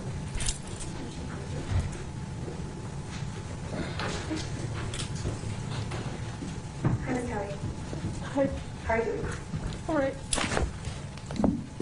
Are you nervous? Ms. Kelley, let me just start by asking you just a few questions about yourself, okay? Okay. Where did you grow up? What part of town? The South Valley in Albuquerque. Do you have brothers or sisters? Yes. How many did you have? I have 2 sisters and a brother. Do you know who the defendant in this case is, Fabian Gonzales? Yes, I do. How do you know him? He's my cousin. Growing up, who did you live with when you were growing up? I lived with my mom, my dad, my grandma, my cousins, Okay. When you say your cousin, do you mean the defendant? the defendant. What time in your life did you live with him? All throughout my childhood. I'm sorry, hang on one second. You can't hear. All right, we're going to have to try something else. Can you hold the microphone? Are you able to do that? Yeah. That might be easier. Okay. Yeah. Okay. Can you answer that question again so we can test the microphone? What period of time did you live with? All throughout my childhood. Did you graduate from high school? No. When was the last grade you finished? I finished freshman year, my 9th grade year. Okay. And what happened that year? I got pregnant. And did you have, what year was your child born? My child was born in 2001. Is that a son or a daughter? That's a daughter. Did you have a second child after your daughter? Yes, I had a second child and I had a son in 2003. Ms. Kelley, where do you live now? I live in Grand, New Mexico. Okay. Are you in prison? I'm in prison Why are you in prison? because of this case. Okay. How many years are you serving in this case, for this case? 44 years. Okay. Do you know how many years you were facing before you were sentenced? About 200 years. And did you take a plea agreement in this case? Yes, ma'am. Okay. Have you, we talked about, I might ask an obvious question, but you've already been sentenced, is that correct? Yes, ma'am. Before you were sentenced, was there a fixed number of years that you had agreed to serve in prison? 50. Okay. And will your sentence become shorter for testifying in this trial? No. Why are you testifying in this trial? To do the right thing. How come you took a plea agreement in this case? I took a plea agreement because I felt if I took it to trial, I would get a life sentence. Before pleading in this case, did you have other felony convictions? Yes. Okay, let me just list these for you and ask you if these are correct, okay? In 2018, did you get sentenced to prison for distribution of a controlled substance? Yes. And did you have a felony conviction in 2013 for a conspiracy? Yes, ma'am. And did you have another trafficking conviction in 2011? Yes. You seem a little emotional. Is it hard to be here today? Yeah. Why is it hard? That's my cousin.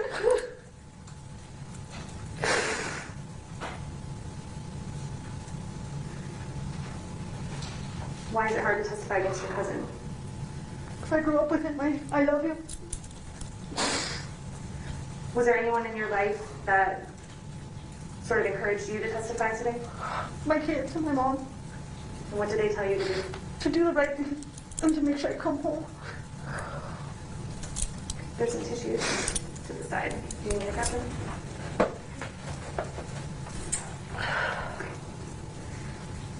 Jessica, in 2016, we talked about some previous convictions that you had. In 2016, did you get released from a prison sentence? Yes, ma'am. And do you remember what day that was? It was on the 15th of August, Of what year? 2016. When you got out of prison, who did you meet up with? At first I met up with my son, and then I met up with my daughter. One moment. Maria, this is the third time your phone has gone off.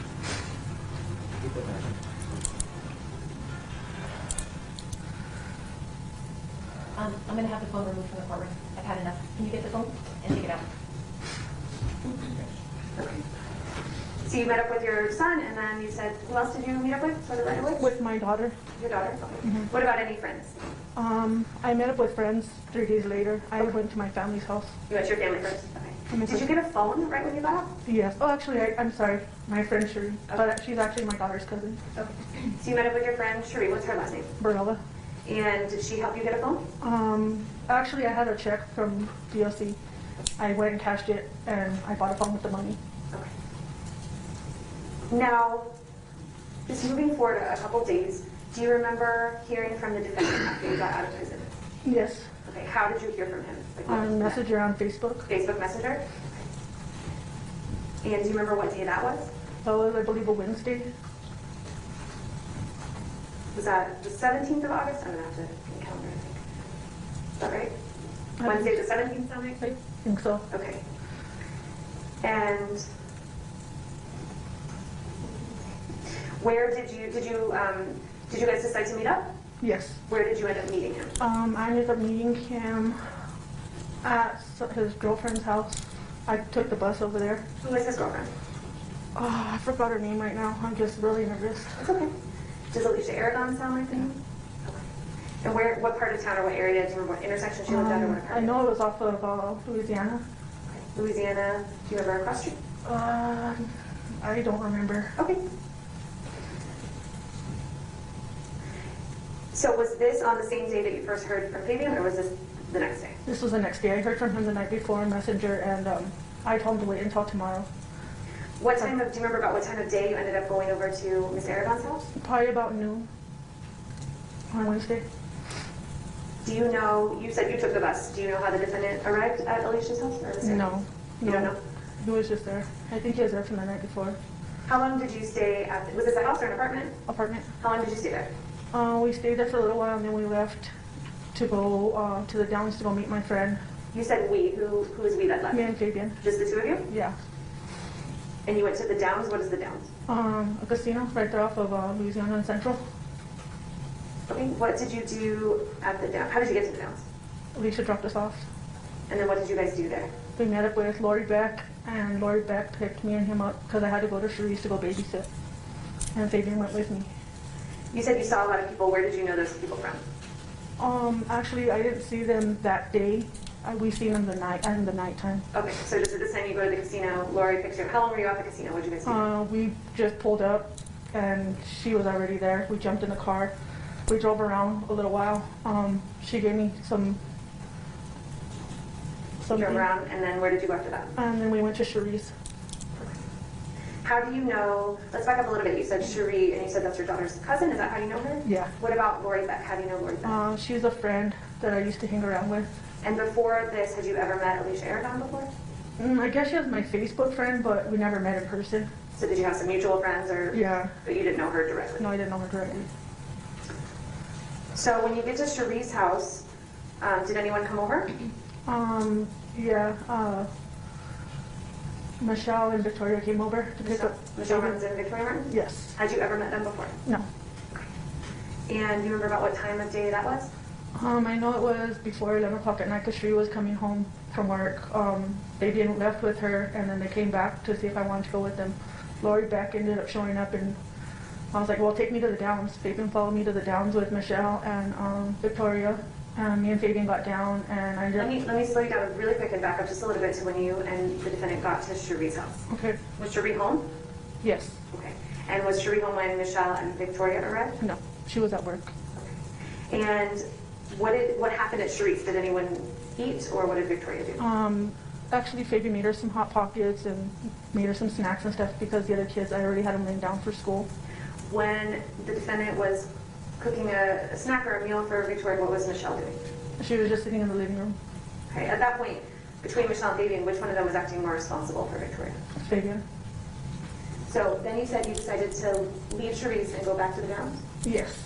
How did you leave? What car did you Well, leave? I went with Lori back because she wanted me to go home. She didn't want me running around at night. She wanted me to go back home, and I didn't want to go back home. You need to bring it up to A little closer, a little louder. I didn't want to go back home, so I ended up meeting up with Fabian and Victoria and Michelle at the Downs.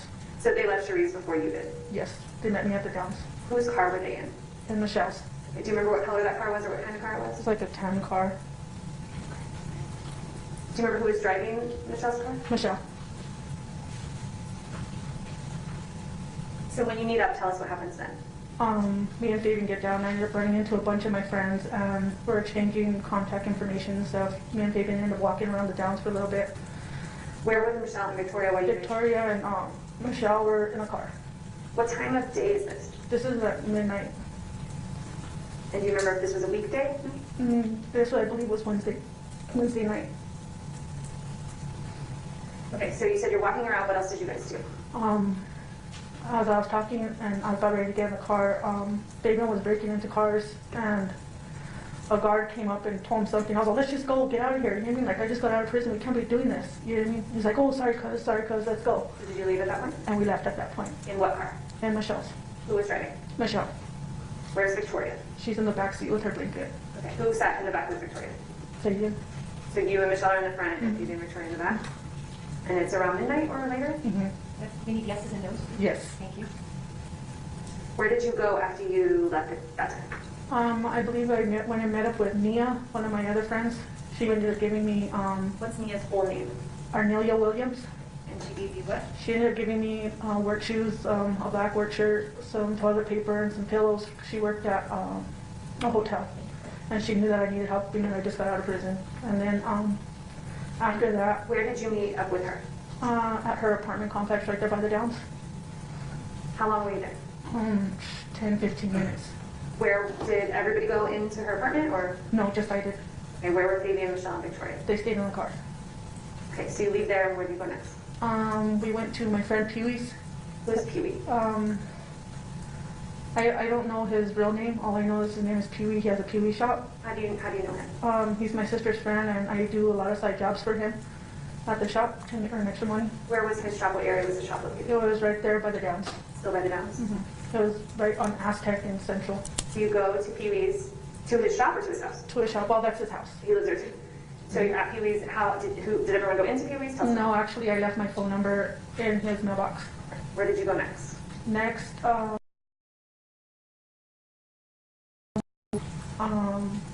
Alicia Aragon's. All four of you? Just me and Fabian. What happened? How did you and Fabian get to Alicia's? We got dropped off by Michelle. So Michelle and Victoria dropped you and Fabian off back at Alicia Aragon, his girlfriend's house. Yes. And what happened then? Me and him stayed there all night until about 6 in the morning when Michelle came back and picked us up again. Let me ask you a question about getting dropped off. Did Michelle or Victoria get out of the car or just kind of pull up and you guys got out? They pulled up and Fabian talked to Michelle and we just stayed there. Do you know if Michelle knew who Alicia Aragon was? I'm pretty sure she didn't. So you stayed there the night, and tell me again, what time the next morning did Michelle come for you? About 6 in the morning, so the sun came up. Was anyone with her? Victoria. So during that night, what time was it when you got dropped off at Alicia's family? Do you remember? At like 1 in the morning. Did Michelle and Victoria get out of the car at any of those stops? No. Did you or the defendant sleep that night at Alicia's, or were you awake? We stayed awake. After you went to Alicia's house, after Michelle and Victoria dropped you off, did you meet up with anyone else? We ended up meeting up with Jessica Rivera and Star. Okay, do you know Star's name? No, I don't. Okay, how do you know Jessica Rivera and Star? I know them from previous acquaintances, and I grew up with Jessica. And did you go and stay at, where did you meet up with them? We met up with them at a Motel 6. And how long, did you go, did you have a room? Or No, we just met up real quick. And then where did you go after that? And we went back to Alicia's. Okay, until Michelle picked you up the next morning? Understood. When Michelle picked you up really early the next morning when the sun came up, where did you go? We went back to Michelle, well, we went to Michelle's house, and her and her daughter left. Me and Fabian stayed there. Fabian let me wash the clothes I was wearing. He lent me some clothes so I could shower, and we stayed there for a little while. Did Victoria go to school? I believe so, I'm not too sure. Had you ever been to, had you ever been to Michelle's apartment? No, this is the first time I've ever been there. So Fabian let you wash some clothes, and what rooms were you hanging out in the apartment? We were hanging around in Michelle's room. So this is now the 18th of This August? is Thursday. Where did Michelle go? She went somewhere with her mom, I believe, to go cash her check or something. I'm not too sure, but I know she went somewhere with her mom. Did you and Fabian have her car? No, she left the car there. Me and Fabian were just there, just kicking back. Did you go shopping that day? Do you remember? I believe later on that night we did. But not during the day? Not during the day. Did you sleep over at Michelle's apartment that night, on the night of the 18th? I didn't sleep. You didn't sleep again? Okay. Did that evening, you said you thought maybe you went shopping that night? Yeah, I believe that night me and Fabian went and we bought groceries for the house, and some socks and stuff from Walmart. From Walmart? Do you remember which Walmart? It was a Walmart right there by Michelle's house. Who went to Walmart? Me and Fabian. In whose car? Michelle's. Who drove? Fabian. And did you go, who was home at Michelle's house at that time? Do you remember? I believe her and her kids. Both their kids are home? So the little brother is in? Mhm. Is that yes? Yes. That's a yes. I'm sorry. Did you go back to Alicia's that day? Or no? I don't think we went back that day. Okay. We're gonna go about one more minute. Call it a day.